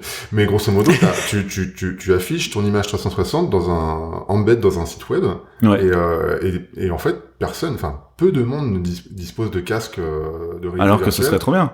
Tu vas acheter une maison sur un truc comme ça. Ouais. Ce qui serait cool, c'est de pouvoir envoyer avec son app, tu fais un swap vers le haut directement. Et tu l'envoies dans ton casque. Et tu mets ton casque sur la tête, t'as pas besoin de le paramétrer parce qu'il sait où il est, et à ce moment-là, tu vis l'expérience correctement. Mais c'était ce que voulait faire Google VR pendant un moment avec le cardboard et tout, là. Ça existe plus trop, ce machin-là, de mettre son téléphone dans son... Ça existe encore, ça existe encore. Après, bon, c'est juste une manière de regarder de la VR parce que t'as tout le monde un téléphone dans sa main et le cardboard écoute que dalle, quoi. Bah, du coup, ça aurait pu être super pratique pour ça. Oui, puis le cardboard, il ressemble à une charentaise, une charentaise sur la tête. Donc, un Nintendo Labo, là, tu sais, le truc en carton. C'est plus confort quand même, un Oculus Quest, hein. Oui, puis ça sent moins les pieds, peut-être. Bon, bref. Mais, non, mais en plus, les casques de VR sont de moins en moins chers. Et de mieux en mieux. Enfin, je veux dire, le rapport qualité-prix est Par contre, on en trouve est beaucoup assez... chez Cash Converter, hein. Je dis ça, je dis rien. Ah ouais, ça c'est... Les gens s'en débarrassent vite. Ouais. Bah parce que ça change de technologie, ça change de génération, entre guillemets, et que du coup, ils rachètent le nouveau. Le prochain. Ouais, parce ça, que ça pour le doit moment, être ça. c'était que les geeks... c'était ceux qui étaient vraiment passionnés, quoi, qui achetaient ça, quoi. Oui, et puis donc t'as toujours envie du nouveau, forcément. Alors il y a des formations aussi qui se font en VR, etc. Donc ou par exemple des simulations d'entretien d'embauche. C'est con, mais j'ai déjà vu ça. Pour des gens qui font de la reconversion professionnelle, par exemple, c'est utilisé aussi. D'accord. Donc pour être en situation d'interview, etc. Bah il y a voilà, il y a pas mal de formations qui sont faites en délocalisé, c'est-à-dire que tous les auditeurs de la formation sont à des endroits différents, dans leur chambre, chez eux, dans différents pays ou dans différentes villes, et t'as le prof qui interagit et tout le monde se rassemble dans une unité de lieu, et c'est beaucoup plus vivant. Et ça fonctionne beaucoup plus que d'être ensemble sur un Discord en vocal. Oui, ou sur Zoom. Ouais. Et si on en faisait un espace immense où on pouvait faire plein de choses? Genre ce serait méta? Pas un petit peu méta? Genre méta, ouais, bizarrement. Ouais. Bon. Ouais. Non mais voilà, dans cette conférence, voilà, il parlait de financement, il parlait de comment faire, qu'est-ce qui a été fait, qu'est-ce qui va être fait. Il parlait de la formation VR aussi, de quel type de justement d'artistes qu'est-ce que les entreprises qui fabriquent de la XR et de la VR ont en attente de compétences, en fait. C'est ça. Quel est le type de compétences qu'ils souhaitent avoir? Et si, grosso modo, ça s'adresse un petit peu aux étudiants qui étaient dans la salle. Il n'y avait pas d'étudiants dans la salle, je pense. Si tu te poses la question, est-ce que oui ou non tu dois t'intéresser un petit peu à la VR? Qu'est-ce que je dois apprendre? Finalement, pas grand-chose, si ce n'est qu'il faut apprendre à se remonter les branches. Ouais, pour sortir les doigts. Un petit peu comment exploiter en fait le contenu que tu vas produire, que ce soit en 3D temps réel ou en 3D rendu classique en 360, parce que effectivement pour l'instant il n'y a pas d'outil prêt sur étagère que tu peux acheter comme ça, il faut que tu manipules un petit peu, et manipuler parfois c'est ouvrir je sais pas, Sublime Text ou Notepad++, faire un petit peu de code et puis le mettre directement dans l'Oculus. C'est pas méchant, mais effectivement c'est différent des usages qu'on a aujourd'hui dans l'anime. C'est encore plus technique que la 3D, finalement. C'est pas technique. Ouais, c'est pas... Non, mais tu vois ce que je veux dire, c'est-à-dire que les c'est... animateurs 2D, quand on leur demandait de faire de la 3D, il a fallu se mettre à l'ordinateur. Et maintenant, les gens qui font de l'ordinateur, il faut qu'ils se mettent à encore un peu plus de code et des choses comme ça. Non, parce que si t'es animateur... C'est vraiment du script et... Okay. Mais si t'es animateur, tu vas animer en 3D. Enfin, je veux dire, tu vas animer comme... d'ailleurs, tu dois animer sous 3ds Max, Maya, etc. Okay. Et même... Alors, et justement, il parlait aussi de Unity et Unreal. Et que justement, le temps réel permettait d'utiliser surtout les technologies VR et AR. Donc, c'est peut-être plus au niveau des softs qu'il faut savoir utiliser, qu'il faut comprendre un petit peu la manière d'utilisation de leur utilisation par rapport à Unity et Unreal. Et à partir du moment où on a déjà ce background-là, je pense qu'on peut beaucoup plus rentrer dans des entreprises de VR et d'AR. Et de toute façon, tous disaient c'est le bac à sable. C'est on expérimente, c'est du prototype. Donc ça bidouille, ça cherche, ça machin, ça marche avec 3 bouts de ficelle, on touche plus à rien. Et chaque projet est une nouvelle expérimentation. Chaque projet est un nouveau prototype. C'est pas on va réutiliser le même pipe, on va réutiliser les mêmes choses qu'on a utilisées sur le projet d'avant, parce que rien n'est pareil et rien n'est standardisé, etc. C'est là où on voit que c'est encore balbutiant. Et ça repose la question de la pérennité des médias, et ça repose la question de comment tu fais pour embaucher quelqu'un qui a une expérience de qualité, par exemple en anime, dans un truc où effectivement c'est un peu plus R&D. Comment tu les fais travailler ensemble, et comment tu finalement permettre permet à cette industrie d'avancer et de alimenter les moulins à eau pour que de plus en plus tes médias deviennent intéressants et que du coup il y ait de plus en plus de gens qui achètent des casques, qui dépensent du fric pour consommer du média, etc., etc. Donc à un moment donné, le passage à la formation c'est obligé. Et il faut peut-être pas en avoir peur parce que c'est pas. Moi je l'utilise au quotidien la VR pour faire de la revue de scène 3D. Et honnêtement, c'est pas compliqué de faire une image qui rentre dans un casque. C'est juste un workflow un petit peu différent. Plutôt que de l'envoyer sur un display plat, je l'envoie dans un casque et puis je mets mon casque sur la tête et je suis content. Et en avant gagnant. Et ça me sert à. C'était quand même orienté animation. Oui, c'était très tout ça. Ouais, ok. Oui, c'était. Voilà, c'était. Ça paraît très technique comme ça. Ouais, mais il parlait. C'est ma faute, Et alors, non, mais en plus, moi, ce que j'ai trouvé intéressant, c'est dans le vocabulaire, c'est-à-dire qu'il parlait pas de film, il parlait pas de jeu, mais il parlait essentiellement d'expérience. Et même d'expérience narrative. Et alors, d'expérience narrative, d'expérience interactive, du coup, c'était des jeux. Oui, parce que c'est d'autres termes pour dire la même chose. Parce que c'est d'autres termes. C'est vachement intéressant. La sémantique là, elle est vachement intéressante. Tu trouves parce qu'on a l'expérience narrative où grosso modo c'est complètement linéaire et t'es spectateur d'un truc. Oui, c'est cool. Oui, mais c'est un film quoi. C'est un film en VR. Alors, non, c'est pas un film. Non, parce que c'est un film en VR. Non. Ouais, ok. Non, parce que tu es spectateur et en même temps, tu es spectateur et en même temps caméra. Ça dit bien ce que je disais tout à l'heure, c'est qu'en fait, on ne peut pas se détacher du côté expérience. T'es forcément interactif puisque tu es dedans. En fait. Non, c'est pas interactif. Enfin, le seul truc interactif, c'est que tu tournes ta tête là où tu veux. Mais si tu peux pas dire que c'est un film. Revenir dans ton film. Si tu peux pas dire que c'est un film, c'est parce que justement, j'ai l'impression qu'en fait, on se bat pour essayer d'en faire des films et c'est pas possible en fait. Non, je pense que faire autre chose. Il se battait pas justement. Pour moi, le film en VR. Clairement est identifié comme étant la VR en 180 et pas en 360. Et du coup, tu peux bouger un peu ta tête, c'est cool, mais tu vas pas aller regarder derrière toi. D'accord, ouais. Il y a du film en 360 où du coup, ça a du sens de regarder derrière toi, mais en même temps, toutes les narrations ne se prêtent pas à demander à ton spectateur de tourner la tête. Ça serait cool, par exemple, dans une course-poursuite, de pouvoir regarder devant et derrière. Tu loupes un peu d'action, mais en même temps, tu vis le truc. Quoi. Et en même temps, t'as un autre type qui est pas du film, qui porte un autre nom, qui n'est pas non plus du jeu vidéo, où t'as une expérience narrative avec des choix multiples, et tu peux peut-être y arriver de manière un peu discrète, à peu près au même endroit, mais tu peux aussi faire un peu comme dans un livre dont vous êtes le héros, et puis aller dans un endroit complètement chelou.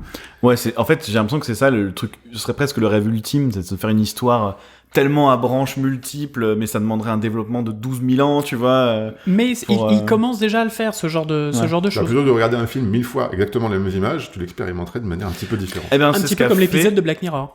Alors moi j'allais dire, c'est ce qu'a fait Glenn Keane avec son court-métrage Duet, où en fait tu suivais soit le garçon, soit la fille. C'est vrai. Et c'était deux persos qui dansaient, tu vois, et qui partaient d'un arbre et tout, machin. Et en fait, à un moment donné, les deux se séparent. Et tu pouvais le regarder sur YouTube, mais tu pouvais aussi le regarder avec ton téléphone. C'était pas vraiment de la VR. C'est de l'AR, quoi. C'est une espèce d'AR. Hein. Ouais. L'AR, c'est quand ça s'imprime sur la réalité. Bah non, c'est pour ça, c'est pas ça. Ouais. C'est juste, tu peux te balader dans l'image, quoi, globalement. T'avais une fenêtre que t'as ton tel. Et quand tu mettais le cadre. Exactement, c'est toi qui cadre. C'est exactement ça. Et donc quand tu suis le garçon, la petite elle fait son affaire, tu vois, et tu sais pas trop, puis tu le revois une deuxième fois, hop, tu suis la petite fille finalement. Puis la troisième fois, t'as envie d'aller voir un peu les deux, etc. Tu peux devenir complètement schizo en mettant un bouton frame sur la fille, un coup sur le garçon. Après tu prends deux téléphones. Mais c'était un ersatz, c'était un début de ça, tu vois. Ouais, non, mais... C'était un début de ce truc. Alors, on va pas aller plus loin parce que on va avoir des invités qui vont nous parler de VR et d'AR, etc. Donc on a rencontré à cette conférence et qu'on a invité et qui était ravi puisqu'il y a alors il y avait un gars qui était de Suisse et un autre qui était de Valence. Et donc Valence c'est à côté de Montpellier et ça tombe bien parce que c'est là que nous sommes basés. Donc du coup ils viendront et ils nous expliqueront un petit peu mieux justement techniquement, artistiquement, etc. tout ce qu'ils font. Et puis on débattra et voilà. Est-ce que c'est une expérience? Est-ce que c'est un film? Est-ce que c'est un jeu? Est-ce que c'est un avion? Non, c'est Superman. J'ai très faim. Alors en parlant de Man, justement, moi un autre super-héros que je suis allé voir, c'est Renderman. Puisque t'as vu la transition? Il a pas encore eu son film Marvel lui. La tipote avec la cape là, tu la connais? Puisqu'il y a eu justement, alors moi j'ai assisté à une démo, une petite conférence sur exprimer sa créativité avec Renderman. Alors c'était quoi? C'était le titre ronflant. Le titre était ronflant, mais c'était comme d'habitude à Annecy la présentation du nouveau Renderman. Donc là c'était le Renderman numéro 24. Alors qu'est-ce qu'il y a? Non. Ah oui. Je suis dégoûté, il y en Ça, avait c'est que honteux, 3 distribués et j'ai pas réussi à en avoir une. Mais je vais essayer d'en piquer une à quelqu'un pendant qu'il sera en train de dormir sur le paquet. Alors, qu'est-ce qu'il y a dans Randerman 24 ? J'ai appris que, par exemple, ils avaient un denoiser en intelligence artificielle. Oh, celui d'Intel, par exemple? Je ne sais pas. Oh, bah mince alors, c'est direct. Oups. Mais en tout cas Qu'est-ce que tu sous-entends? C'est-à-dire que c'est le même, en fait ils se sont inspirés, ils l'ont acheté? Intel a développé un truc comme ça, là. En fait, c'est du denoising GPU directement intégré dans les nouvelles RTX. Et du coup, il faut juste débloquer la feature dans ton soft. Et ça fait non, mais là Sauf apparemment, si c'était... c'est une IA spécifique à Randerman. Là, Alors, ça changerait un peu la donne. Probablement, puisque c'était fait par Disney. C'était Disney Research, donc je ne sais pas. Alors oui, bon, dans ce cas-là, si c'est Disney Research, d'accord. Voilà. Je ferme ma bouche, je te laisse continuer. Et en tout cas, il disait que le denoising se faisait 40% plus rapidement que de manière traditionnelle, on va dire. Donc, du coup, les mecs, oui, je suis désolé, c'est un petit peu mon Non, sujet, mais ça. vas-y. Vous savez à quoi ça sert le denoiser pour nous, là, au quotidien, dans la prod d'anime? Alors, à moi, recréer des images. Alors moi, depuis longtemps, Compléter. ce qu'on me disait, c'était que c'était pour enlever le bruit de l'image, donc voilà, la nettoyer en quelque sorte. Ouais, mais sauf que là, tu cherches pas à nettoyer quelque chose qui est cracra parce que t'as zappé ton rendu. Non. En fait, tu vas lancer un certain nombre de rayons pour avoir une image à peu près potable, tu vas lancer ton denoiser et t'auras une image parfaite, parce que le denoiser, avec son IA, va halluciner des pixels qui manquent, grosso modo. Halluciner. Oui, halluciner, c'est le terme. D'accord, très bien. Il va halluciner les pixels qui manquent dans ton Ah image. oui, c'est excellent. Ok. Et en fait, le truc qui est génial, c'est que tu pourrais très bien demander à ton moteur de rendu d'attendre suffisamment longtemps pour avoir une image sans bruit. Sauf qu'en fait, tu gagnes du temps en faisant ça. Bah, tu dépenses du gigahertz de malade. Mets ton IA. Du gigahertz. Parce que Du gigahertz, tes pardon. CPU, Oui. tes GPU, quand Oui, ils font oui, l'image, bien quand sûr, ils bien sûr. fonctionnent, ils font du... Ouais, bref. Ça calcule. Et là, l'IA, en fait, comme elle est entraînée, elle dépense moins de gigahertz pour atteindre ce niveau de finesse dans ton image. Ah putain, ok. Donc la conséquence, c'est quoi? Tu gagnes du temps. Tu gagnes Du temps de machine, en fait. Tu gagnes du temps et de l'argent. Ah, et de vent ensemble, ouais. Tu gagnes du temps. Ouais. C'est win-win de tous les sens. Alors, c'est évidemment, trop bien. t'as pas une image qui est juste d'un point de vue ray tracing. Tu cherches pas forcément à faire ça quand tu fais de l'anime d'abord. Et c'est cool parce que du coup, on va pouvoir aller plus loin avec le même type de machine. Ah, t'as pas besoin de changer le matos, ouais, Voilà. putain. Plus loin et plus Mais vite. l'IA, elle Voilà, prend voilà. pas de l'énergie. Enfin, elle prend pas de Elle l'énergie. en prend l'énergie, mais elle- elle en prend moins elle- qu'un moteur de rendu qui calcule en brute force une image. D'accord, ok. Putain, c'est fou ça. Et Voilà. il faut l'alimenter, en Ouais, data. ça s'entraîne. ouais. Si Disney Research a sorti un truc spécifique, c'est sans doute qu'ils ont entraîné un réseau de neurones un peu velu pour Ouais. fabriquer son truc. Avec Ok. de grandes oreilles. J'ai appris aussi C'est que le grâce à Randerman 24, grâce à Randerman 24, eh ben les âmes dans Soul, vous savez quand ils sont dans le, vous l'avez vu Soul, Ouais. quand ils sont justement dans le monde des âmes, enfin quand ils sont morts, etc. Oh, spoilers. Non mais vous l'avez vu. Eh ben en fait Les c'était âmes, des volumétriques qui n'avaient pas de texture. C'était pas du tout Tu du parles polygone, tu c'était parles vraiment. des petits bonhommes qui n'ont pas encore trouvé leur dernière pièce pour C'est devenir ça. des êtres humains. C'est ça. Ou quand le protagoniste est mort et du coup son âme. Mais c'est pas le passage dans les escaliers, dans le néant, c'est le passage non, dans non. l'espèce de paradis C'est des ça, âmes. exactement. Ouais, ok, d'accord, ouais. Et donc, c'était du SSS ou... Ben non, apparemment c'était comme si c'était comme pour les lumières volumétriques en fait. C'est-à-dire avec comme une espèce de fog, etc. Donc il n'y avait pas de polygone en fait. Oh, wow, ok. Exactement. Donc c'était du point... comment ça s'appelle ce truc là? Point cloud. Point cloud peut-être, Ouais, oui, pas je du sais point pas, cloud, ça du doit cloud être point. différent. Alors je vous avoue que là, il y en ça, a, il y en a qui vont nous dire mais non mais les mecs vous Qu'est-ce êtes qu'ils pas à la sont page et C'est tout que ça. c'est Enfin bref, bon. voilà. Donc ça c'était une espèce de Voxel quelque chose. Ah, j'ai oublié le terme. Ouais, potentiellement. Donc ça, c'était pour Saul. Dans le magasin de Toy Story 4, vous vous souvenez le magasin d'antiquité? Elle est Ouais. démentielle cette scène. Alors, Ouais. elle est démentielle. Est-ce que vous savez énormément combien... d'assets. Alors, combien est-ce qu'il y avait de props dedans? Oh Combien là. est-ce qu'il y avait d'assets que Randerman 24 a pu calculer? Il y Alors, avait- grâce à Randerman 24 et grâce à USD, à la technologie USD, très certainement on fera une émission dessus. USD, tu veux dire? Oui. Ouais, d'accord. Hmm. Euh, Oui, excuse-moi. donc, je pense qu'il y avait un peu d'instance quand même Oui, mais la scène potentiellement. devait être balèze, et surtout il y avait beaucoup d'interréflexions dans tous les sens. Il y avait beaucoup de transmissions, parce qu'il y avait beaucoup de trucs en verre avec des tasses. On est d'accord, mais il y avait plus de... Ça devait être une scène de malade à rendre. Juste. Il y avait plus de 10 000 assets. 10 000 props. Voilà. Ouais.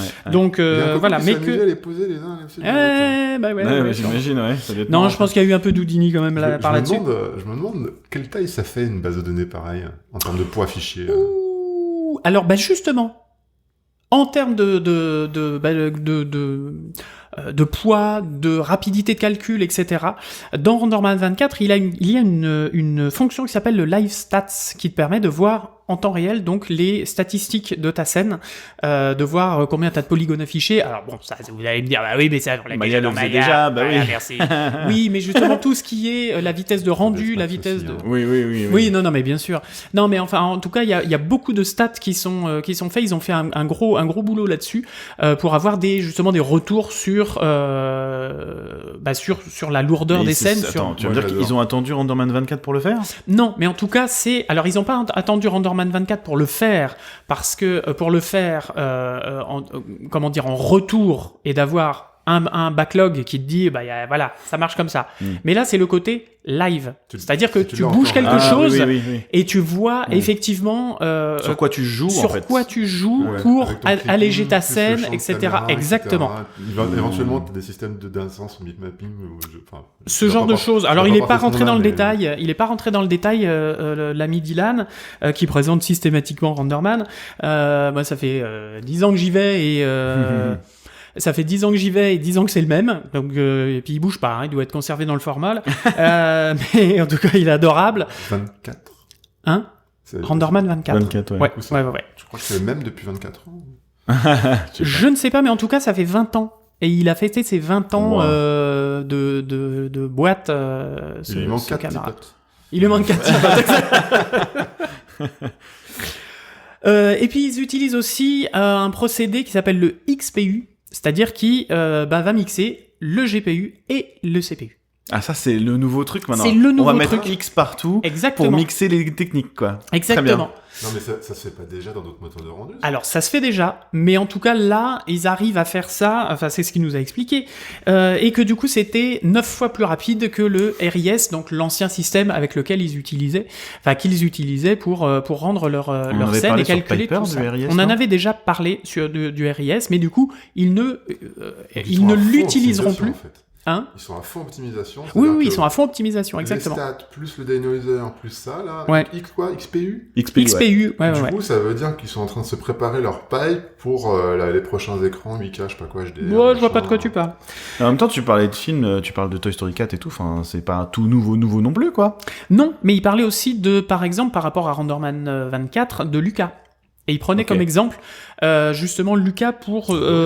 Ouais, trop bien. Pour la stylisation, et un truc que, alors je ne sais pas si vous l'avez remarqué, mais la stylisation par exemple de la foam, donc de la l'écume, merci, de la mousse, de l'écume sur les vagues, enfin via les vagues, et sur la plage, ou quand il y avait un bateau qui avance, et ben ça fait un petit peu comme dans justement les dessins animés japonais, les Ghibli, etc., où on a une espèce d'écume derrière, de mouvement à l'arrière du bateau, avec des ovoïdes derrière qui font... Et donc ils ont reconstruit tout ça, ils ont refait ce genre de choses via de la texture. Avec RenderMan 24. Et c'était assez impressionnant, et c'est vrai que je ne l'avais pas remarqué. Une fois qu'on le remarque, et on fait « Ah ouais, quand même, putain, ils sont allés jusque-là. » Donc oui, parce que tu dis c'est fait avec de la texture, mais ça ressemble pas à Wind Waker, ça ressemble à de la vraie 3D, ça ressemble à de l'eau qui tourne, quoi. Et c'est de la 3D, c'est vraiment de la 3D. Enfin, voilà, j'irai voir ça. Quelle est la collaboration qu'il y a entre je sais pas, les gens qui font l'animation de la mer chez Pixar et puis RenderMan directement, qui met une feature à l'intérieur d'un outil Ah bah parce qu'ils en avaient besoin, donc ils ont demandé aux gars, puis les gars de RenderMan, ils ont fait « Bah oui, on va vous le faire, les cocos. » Pourquoi ça te choque? C'est quand Non, même mais leur truc à eux. c'est juste pour savoir. Je rappelle que Renderman à quel endroit tu mets sort l'effort, de en chez fait. Pixar. Est-ce que non, mais grosso modo, t'as l'équipe de dev et t'as l'équipe de prod. Oui. Et à quel endroit tu mets l'effort? Soit c'est l'équipe de prod qui se dit bon bah va sortir un peu les. Oui. On va y aller Alors avec justement, deux, parce trois que c'était. idées, et ensuite tu demandes éventuellement à des devs de reprendre le flambeau. Et en fait, moi, ce qui m'intéresse de savoir, c'est à quel endroit comment tu conçois en fait la spécification d'une telle feature à l'intérieur d'un Renderman 24 et qu'ensuite tu donnes au mass market parce que finalement tu le vends parce que c'est un modèle économique pour payer les gens qui font la recherche. Et c'est exactement ce qu'il expliquait, c'est-à-dire que là, le moteur de rendu était orienté par rapport à la stylisation que voulaient les réalisateurs pour tel ou tel film. Donc c'est pour ça qu'il prenait plusieurs exemples, il prenait Luca, il prenait Toy Story 4, il prenait Soul, parce que on a besoin de ça les gars, comment on va pouvoir faire? Nous on veut ça au niveau de notre narration, au niveau de notre visuel, comment est-ce qu'on peut faire techniquement pour l'intégrer à Renderman au moteur de rendu et pour pouvoir le gérer au niveau des matériaux, au niveau de la lumière, etc. et des effets et de l'intégration avec les autres outils du style Houdini par exemple, puisqu'il expliquait que la simulation de la mer justement avec les vagues, l'eau était faite sous Houdini, mais l'écume était fait via Renderman. Donc avec des interactions avec Houdini, mais il y avait un pont et qu'il fallait que ça communique entre les deux, mais qu'en même temps il y ait cette stylisation un petit peu à la Ghibli. Donc tout ça mis ensemble, justement il expliquait que c'était vraiment, et pour le coup le terme ronflant de tout à l'heure, exprimer sa créativité avec Renderman, c'était vraiment, oui, je veux faire ça en termes créatifs, je le demande à l'équipe de dev. Donc c'est vraiment ce qui demandait. Tu dépasses la technique et tu fais un truc magique. Moi, je trouve ça merveilleux. Mais c'est formidable. Talent, et effectivement, bien sûr. On en avait parlé dans Piper justement. On en parle beaucoup de ça. Piper, ça m'a mis sur le cul. L'émission est disponible à nos patriotes si vous avez envie de l'écouter, puisque pour ceux qui ne sont pas patriotes, ils ne le savent peut-être pas. Mais oui, c'est une émission cachée. Effectivement, c'est un super beau cours et on avait parlé un petit peu de tout ça. Et ça mettait vachement en avant justement ce côté. On dépasse la technique pour et on a besoin d'un truc, on fait un court-métrage pendant qu'il y a Nemo qui se fait en même temps et machin et oh les gars mais what the fuck quoi. Parce que c'est un peu ça aussi ce que quand je t'entendais parler tout à l'heure, c'est un truc que j'aimerais beaucoup saisir justement chez eux, c'est comment c'est instauré dans leur façon de bosser ce truc de se dire bon les gars, on a besoin de ça. Comment on fait? À qui on le demande? Chez qui on le fait? Avec quelle putain de thune, tu vois. Enfin... Ouais, non, c'est quoi le budget, c'est qui est l'équipe, qui définit, comment ça se passe. Bon, après, ils sont nombreux, c'est clair que c'est pas comparable au genre de prod qu'on a. C'est pas des perdreaux de l'année non plus. C'est sûr. Ils expliquaient aussi par rapport comment styliser les ombres dans Luca. Je sais pas si vous avez remarqué, dans Luca, il y a des ombres qui sont, on dirait, du crayonné. Ouais. Et en fait, c'est c'est pas du crayonné c'est du tout. 24. Non, c'est pas du crayonné du tout. C'est un node particulier dans Renderman qui, alors techniquement, c'est un PXR, c'est comme ça que ça s'appelle, et c'est le PXR Fringe qui permet de justement au niveau des lignes et des arêtes, enfin de quand l'ombre s'arrête ou quand il y a un trait, même peu importe, ne serait-ce qu'un polygone, il montrait aussi ça, que ce soit comme un crayonné. Oui, mais je crois que c'est un peu ce qu'ils avaient utilisé sur... qui est une approximation un petit peu de la ligne, voilà. Ouais. Il me semble que la texture autour des persos, c'est des trucs un peu nébuleux, comme ça, avec des petits points de partout.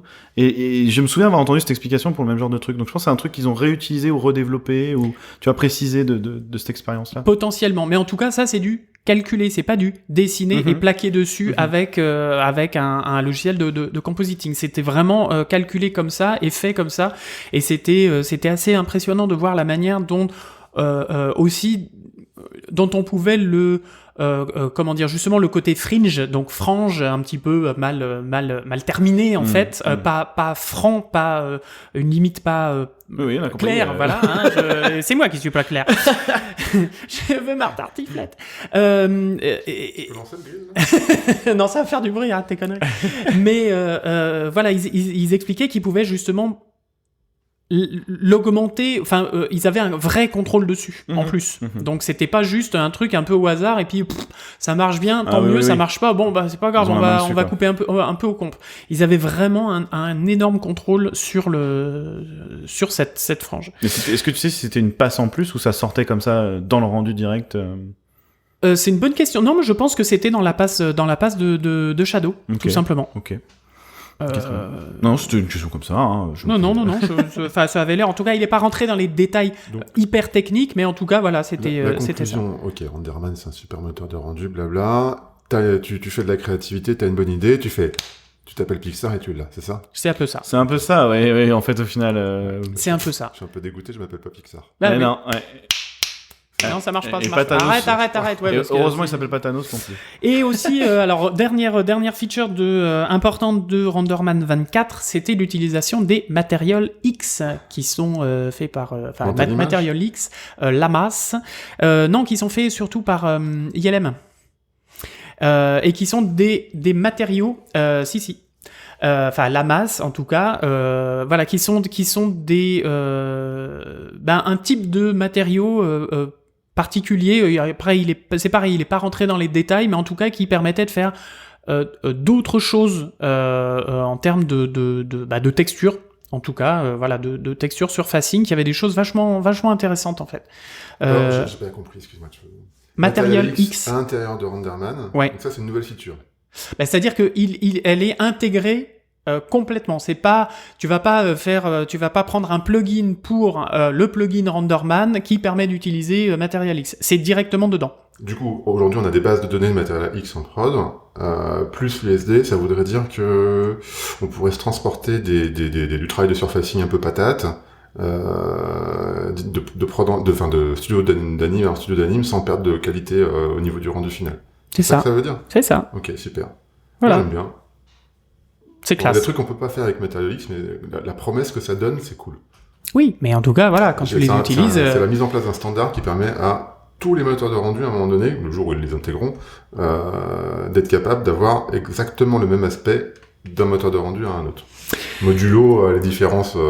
Oui, bien sûr. Mais du coup, puis Material X ne demande qu'à s'étendre, peut-être. Tu vois ? X, c'est pour XML ou rien à voir ?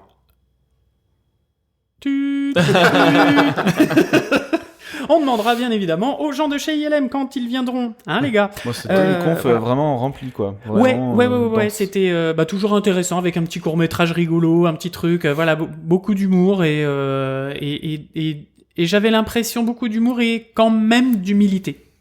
D'accord. Ouais. Il y avait quand même et puis fier quand même ils peuvent sans déconner. Bah oui, bien sûr. On vous met en URL toute la doc et la spec du Material X pour que, si jamais ça vous intéresse, l'USD également de Renderman 24, pour ceux que ça intéresse. Mais oui, on mettra ça aussi. Très bien. C'est parfait, c'est beau. Après quoi ? Voilà. Et après quoi ? Ah bah oui, après. Mais oui. Après, je suis allé, c'est encore moi qui m'y suis collé, mais je suis allé voir une conférence sur l'ONF. Alors ça n'a... Oui, l'Office National des Forêts. Non, pas du tout. L'organisation. L'Office national, l'Office du film, l'Office national du film. Je vais y arriver. Okay. Au Québec, voilà, au Canada, pardon. Oh là là, je suis vraiment fatigué. En gros, je vous la fais courte parce que on est quand même à plus d'une heure d'émission. C'est le CNC. Le CNC en France, il va donner des budgets, il va allouer de l'argent, il va aider, etc. Un petit peu par-ci par-là. Là, c'est le CNC, mais fois 1 milliard. C'est-à-dire que là, ils ont carrément, ils ont des artistes à résidence qui vont faire des courts, des moyens et éventuellement des longs métrages et qu'ils vont aider quasiment de bout en bout. Donc en leur allouant des locaux, du matériel, en leur faisant des relations, etc., en leur faisant le marketing. Oui, enfin le marketing, c'est-à-dire que c'est justement l'ONF part avec les courts-métrages, puisqu'on on a vu quelques morceaux de courts-métrages de l'ONF de cette année, et il y en avait 5, 6 sur un an, donc c'est quand même pas mal du tout, et ils les emmènent dans les festivals et ils font la promo, etc. C'est un sigle que tu vois très très très souvent à Annecy. Oui, c'est une espèce d'œil, on dirait quelqu'un qui tient un arc-en-ciel entre ses mains et en même temps quand on se rapproche ça fait un œil, enfin voilà. Et du coup donc concrètement aujourd'hui CNC ça donne des aides effectivement, mais là c'est plus pratique. Alors il y a les deux. C'est pratique et financier, budget, etc. Mais je pense qu'on en saura un peu plus parce que je suis allé les voir. Et donc on essaiera d'avoir une petite émission, petite capsule, un petit machin, justement pour en apprendre un peu plus sur ce système que nous n'avons pas finalement. Et même sur le CNC, hein. Ça serait cool d'en avoir une sur le CNC aussi. Le CNC également. Si le CNC nous entend. Mais ce serait vraiment intéressant parce que c'est quelque chose moi aussi que j'entends depuis toujours et c'est toujours un petit peu flou. On comprend pas très bien comment ça s'articule et quel est leur impact réel dans toutes les prods parce qu'ils en injectent quand même de l'argent. Ah bah systématiquement à la fin des génériques on va marquer voilà. CNC français donc, tout ça. Donc voilà, puis maintenant ils se sont mis en plus chez les youtubeurs, les streamers, etc. Enfin, ça commence à aller dans et dans le jeu vidéo aussi. Dans le podcast, ils ont fait des choses. Oui, je sais crois. Pas. Oui. Ah oui, je crois. Il me semble que ceux qui ont fait des podcasts, tu sais, des histoires en fait en podcast. Ah, de podcast narratif. Les noms là ne me viennent plus du tout, mais que ce soit Cyprien, que ce soit Antoine Daniel, ou que ce soit même, j'ai oublié ce youtubeur. In the Panda, je suis pas sûr qu'ils étaient tous les trois, je suis pas en train de dire qu'ils ont été financés par CNC, j'en ai absolument aucune idée, mais il me semble avoir vu que dans ces podcasts-là, ça pouvait arriver, en ça que ça commençait à mettre un petit peu YouTube le ou podcast? Attention. Podcast. D'accord, ok. Ouais, c'est uniquement. On ira les voir au stand du MIFA. C'est vrai qu'en même temps, c'est censé être le centre national de la cinématographie. C'est ce que j'allais dire, c'est plus de l'image normalement. S'il n'y a pas d'image, c'est un peu chelou. Et en même temps, ils font du jeu vidéo. Je dis peut-être de la grosse merde, veto là-dessus. On ira les voir au MIFA. Donc justement, voilà. Donc l'ONF, je pense qu'on aura un petit peu plus de précision quand on les aura avec nous, ses amis québécois. Je voulais juste ajouter que, en plus, ce qui est cool, c'est qu'ils, très très très souvent quand même, ils sont derrière le sigle, il est derrière un film qui sort un peu du lot. Je veux dire, c'est pas parce que là, on a l'impression que c'est une espèce d'énorme machine à faire des films, mais mais à faire des films pas forcément lisses et dans la norme, et voilà, et ça c'est cool. Voilà. Ouais. Et de ce que j'ai vu, en tout cas, des 5-6 courts-métrages qu'il y avait, en plus qu'ils ont montré en teasing, hein, on n'a pas vu les courts-métrages en entier. En tout cas, et il y en a un d'ailleurs en compétition, Flying Sailor, qui est une histoire complètement dingue. C'est des courts-métrages que j'avais envie de voir. Alors, c'était pas forcément que de la 3D, il y avait beaucoup de 2D, de stop-mo, etc. Mais c'était appealing, quoi. Enfin, moi, j'ai eu envie de les voir. J'ai envie de les voir. Il y avait vraiment des choses. Et puis, faut dire que le Canada, le Québec, ils ont un temps d'avance sur nous aussi. Là, il y avait par exemple une réalisatrice qui venait présenter ses courts-métrages, une série de. Il y avait 5 courts-métrages sur la masturbation féminine. Et c'est elle qui avait, et c'est elle qui avait déjà fait, bravo, tu te rappelles Woman in Animation, donc et c'est elle qui avait déjà fait le court-métrage sur le clitoris, qui avait fait énormément de vues sur YouTube, entre autres. Donc voilà, donc c'est la même réalisatrice et qui a parlé, qui a expliqué sous son parcours, etc., sa démarche, et c'était très, je veux dire, c'était naturel, quoi. On n'était pas, c'était pas YouPorn, pour dire les choses clairement. C'était vraiment, voilà, des expériences de femmes qui étaient racontées en court-métrage. C'est chouette qu'on utilise l'anime pour casser un tabou. Bien sûr.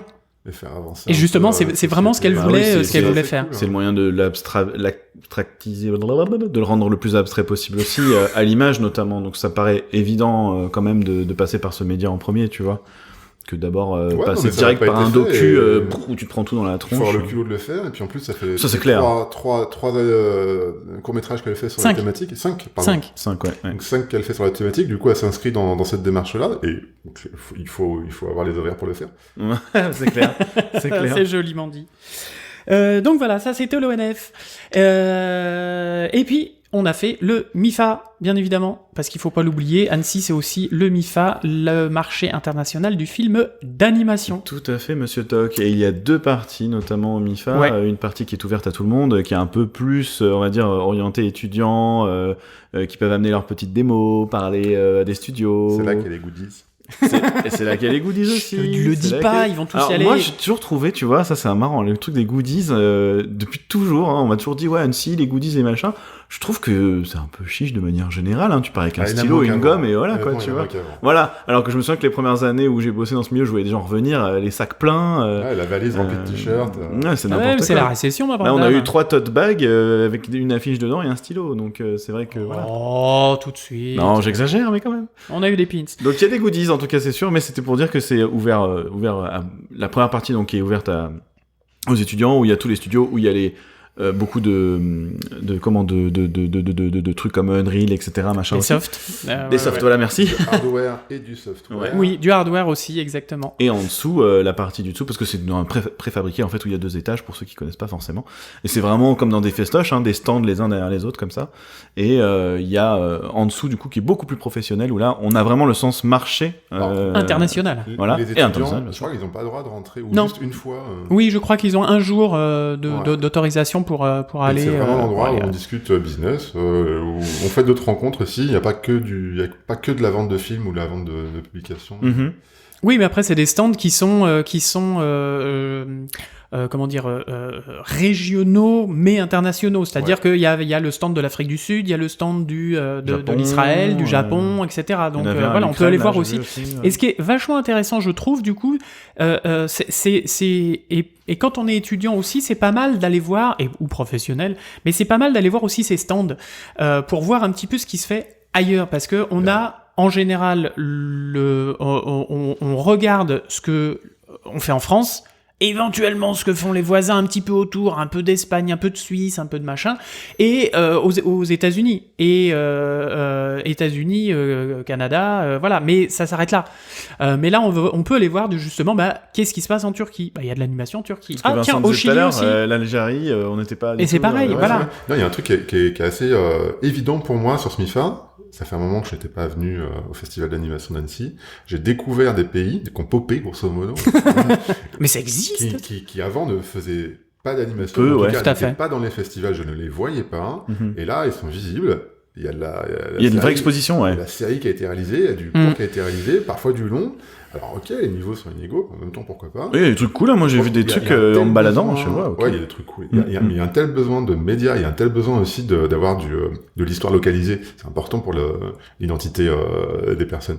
Et que oui, ça a tout son sens. Et le fait de pouvoir tous les voir au même endroit, au même moment pendant le festival, c'est un peu une photographie sur le marché d'animation en général mondial. Je trouve ça assez cool de voir des pays qui étaient complètement random avant, arriver avec des équipes, arriver avec des exemples de séries d'animes, avec leur manière de raconter des histoires qui est complètement différente avec les pays classiques. Et puis qui racontent des fois des choses locales que nous on n'a pas, auxquelles on n'a pas accès. Enfin des mythologies, une mythologie mexicaine ou une mythologie chilienne ou argentine, et que d'un coup tu fais ah ouais, ça a l'air quand même pas mal. Puis avec un style, avec voilà, il y a aussi une couleur locale qu'il faut aller voir. Comme quand on va voir d'autres styles d'animation, c'est pareil, ça va exercer l'œil, ça va culturellement, on va en prendre aussi plein les mirettes. Je sais pas ce que ça peut donner, de la coproduction internationale avec plein de studios d'anime dans tous les sens là. Mais clairement, ils ont leur légitimité et leur couleur, leur truc à apporter, leur couleur culturelle dans l'anime. Je trouve qu'il y a bien sûr. Bien sûr. Tu parlais de photos, du film d'animation, c'est marrant aussi parce que le truc au-dessus, la partie boîte en fait qui est présente aussi te montre vachement, je trouve. Chaque année, tu vois un peu les stands qui tournent. Tu vois là, il y avait, je sais pas, il y a 2 ans, il y avait ou peut-être pas 2 ans, mais il y a un moment donné, il y avait pas Fortiche. Là, il y a pas Illumination cette année, par exemple, alors que pourtant leur film est en cérémonie d'ouverture. C'est vrai qu'il y a pas Illumination. C'est assez rigolo, mais oui, c'est étonnant en fait. T'as des studios vraiment qui tournent et tu te rends compte ensuite de cette dynamique. Et alors moi, par exemple, il y a un studio énorme de super prod que je trouve vraiment grand. Tu vois, c'est un studio que j'entendais pas forcément parler quand j'ai commencé à l'animation. Ils ont vraiment explosé. Fortiche, pareil. Fortiche. Ils sont combien en ce moment, Superprod ? Oh, ils en ont paquet, beaucoup de productions. C'est un des plus belles. C'est à Angoulême et Paris, et je crois que ça fait 9 ans qu'il existe ce studio, ou 8-9 ans, je crois. Et donc voilà, tout ça pour dire que t'avais Fortiche aussi qui avait un énorme stand évidemment avec des gros Kakemono Arcane qui attiraient tout le monde, et puis t'avais Unreal au fond. Là, t'avais Unreal au fond qui avait un truc énorme aussi. Enfin, tu vois, il y a des gros mouvements comme ça, c'est assez marrant de voir ça là-bas. C'est voilà. toujours Après, moi, j'y passe pas ma vie non plus. C'est pas forcément un endroit dans lequel je passe beaucoup de temps quand je viens à Annecy. Non, mais il faut quand même toujours y faire un tour. Ah bah c'est clair. Moi, je pense qu'il faut toujours y faire un tour. C'est clair. Ne serait-ce que si vous avez besoin de bien dormir la nuit, en tout cas, vous allez bien patacher et en prendre plein les oreilles. Non, mais clairement, vous allez en prendre plein les yeux de toute façon. Je crois que tu as vu une dernière chose, mon petit Néo. Une dernière chose, effectivement, il y a un film qui est sorti cette année qui s'appelle The Bad Guys, même d'ailleurs, pour être très précis, qui était un film qui avait beaucoup, déjà DreamWorks, et qui avait beaucoup attiré l'œil parce qu'il avait son style un petit peu particulier, 3D avec des FX 2D dedans, en tout cas, ça ressemble à des FX 2D, j'en parle un tout petit peu plus dans quelques secondes, mais voilà, on a été invité, j'ai réussi à avoir l'accréditation, merci Lorenzo, dis donc. Ah bah alors là, je ne sais pas qui est cette personne, mais en tout cas, j'ai pu rentrer dans ce making of. Déjà qu'il avait pu aller voir Spider-Man. Ah, le cul bordé de nouilles, ça s'appelle, ouais, vraiment, ouais. Et parce que moi, j'avais pas la réservation à la base. Mais bref. Donc, je rentre dans ce truc 1h30 de making of où ils sont vraiment allés en détail. Ouais, en plus, c'était vraiment cool. C'est ce que je disais en sortant, hein. C'était même presque plus cool que Spider-Man, finalement. Pour des gens pour des gens du milieu. Ouais, c'est vraiment très péteux, ouais. Quel connard. Il n'aura pas de tartiflette, hein, je vous le dis tout de suite, hein, le bipède. Il va manger 3 chips et puis c'est bon, il va aller au lit. J'ai des noix et une nectarine, ça ira. Mais ça y est, c'est la fin, on craque. Mais tout ça pour dire que ouais, donc c'était 1h30 vraiment super cool dans le détail de toute la fabrication, et de ce que j'ai aimé, tu vois, c'est que c'était pas oui, alors voilà, on a fait de la pré-prod, et puis après on a fait du storyboard, et après machin. C'était vraiment axé sur la façon de faire ce projet en particulier, développer le visuel, parce qu'il y a un côté où les décors derrière sont très 2D, ils perdent du détail en fait sur la profondeur. Ils ont beaucoup mis l'accent là-dessus sur l'importance d'apporter du détail dans la texture, dans la lumière, dans l'information que tu donnes, dans les traits, dans les machins. Vraiment, ils ont vraiment essayé de faire beaucoup de contraste en fait dans leur image de base. Donc on a vu les premiers tests comme ça qui sont sortis et tout. Et puis évidemment le comparo design en fait, première planche artistique. Et premier rendu, et en fait putain ouais, ils ont réussi à trouver un truc qui colle vraiment, c'est très très proche, au point qu'ils disaient même que le réal des fois rentrait dans la pièce, il fait oh elle est trop bien cette peinture, et puis d'un coup ça se mettait à bouger, il disait oh putain qu'est-ce qui se passe. Tu vois, ça m'a beaucoup fait rire. Et voilà, donc on a vu toutes les étapes comme ça, notamment donc les FX 2D dont je parlais, qui n'étaient pas en fait des FX 2D mais complètement rendus. Bien de la 3D, ouais. Alors il y a quand même quelqu'un qui a fait une base 2D, c'est-à-dire qui dessinait en fait par exemple pour un pneu qui dérape, tu vois, il dessinait plusieurs shapes de fumée et tout, qui dessinait d'ailleurs en vert et en rouge pour pouvoir justement jouer après sur la couleur, l'opacité, etc. machin, et pouvoir les mixer entre elles. Et donc ils avaient développé tout ce truc pour pouvoir le sortir directement du rendu. Il n'y avait pas forcément une passe de compo pour acheter les FX par-dessus. Un peu comme les FX qu'on a dans le jeu vidéo, avec des plates qui te mettent des sprites. Je sais, ça avait pas l'air d'être des sprites pour autant. Ouais. Parce que il y avait vraiment l'impression d'avoir un truc volumétrique en plus par moment, c'était assez surprenant. Et ils avaient en plus du coup développé par-dessus un système pour, par exemple, faire disparaître la fumée en croppant la forme, la forme se découpe et ça disparaît comme de l'animation 2D justement quand on fait de la fumée comme ça, et ça disparaît pas juste en opacité 100% à 0 comme ça. Et donc voilà, ils étaient très fiers de raconter un petit peu tout ça. On avait toute une équipe, et puis alors ils nous ont montré une séquence moi qui m'a complètement bluffé. Alors je suis désolé, Jorge, je ne sais pas comment on devrait exactement le prononcer, et son nom de famille je ne l'ai plus parce que c'était juste avant qu'on arrive pour le podcast. Mais c'était un gars qui a fait une séquence dans ce film, pour ceux qui l'ont vu, c'est la nana qui ressemble d'ailleurs à Gwen Stacy dans Spider-Man, là, qui a une capuche et qui rentre dans une espèce de prison. La gouverneure. Et merci parce que J'ai vu le film. Alors oui, parce qu'en plus ce qui est encore plus honteux, histoire de allons-y, c'est que je n'ai pas encore vu le film, j'ai vu le making of. Voilà, on supprime la nectarine. et donc ce gars, il a fait le storyboard. En fait, ils avaient déjà des storyboards de sortie. On lui a demandé, vas-y, fais 3 pauses. Le mec, il a animé tout le truc en board, en crayonné, tu vois. Et quand il est arrivé, il a dit, les gars, je pourrais avoir un plan ou deux, s'il vous plaît, pour le film, quand même. Et il a dit, mais tu vas faire toute la séquence, mec, en fait, vas-y. Donc le gars, il a fait toute l'anime de toute la séquence. Et ça défonce sa race. Franchement, c'est incroyable. Ça défonce trop bien. Ah, c'est vraiment une super séquence. Et donc voilà, un making-of qui était vraiment chouette. J'espère qu'il y aura autant de trucs dans le DVD ou dans je ne sais où, tu vois. Parce que vraiment, je pense que c'est un truc que tout le monde devrait voir. C'était vraiment un super bon moment. Voilà, très bon moment. Et du coup, moi qui n'avais pas encore vu le film, j'ai trop envie de le voir maintenant. Ça y est, je suis surhypé. Je voulais le voir de toute façon déjà avant, mais bon, En voilà. tout cas, ça fait plaisir à entendre ta description là. J'aurais bien aimé voir ce making. Voilà. Désolé. T'achèteras le Blu-ray.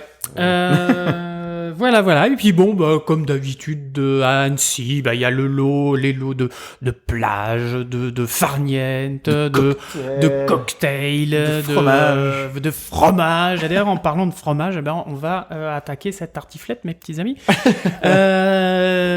Et on va clore cette émission. Et voilà. On en refera une donc dans 2 jours. Jeudi, tout à fait. Jeudi, qu'on va enregistrer, donc qui sortira vendredi du Festival d'Annecy pour faire le point sur nos 2 prochains jours où on a un programme assez chargé d'ailleurs. Ah oui, alors déjà que là on a fait quasiment 2 heures, je me dis avec les journées de mercredi, jeudi là, wow. Ça va être sympa. Bref, en tout cas, on vous embrasse les bipèdes, merci de nous avoir écoutés. N'hésitez pas surtout à commenter, réagir, liker, faire tourner et tout le merdier. Fais néné, putain.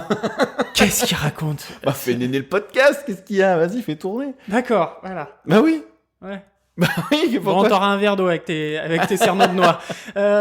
Et puis on se retrouve à bientôt. Merci les gars, merci Néo. Je pense qu'il est temps de coucher. Oui, il est temps. C'est bon, là. Il est temps d'aller coucher le bébé. Et gros bisous à vous les bipèdes. À Salut bientôt. tout le monde. Ciao. Ciao. Allez, à dans 2 jours. Bye bye.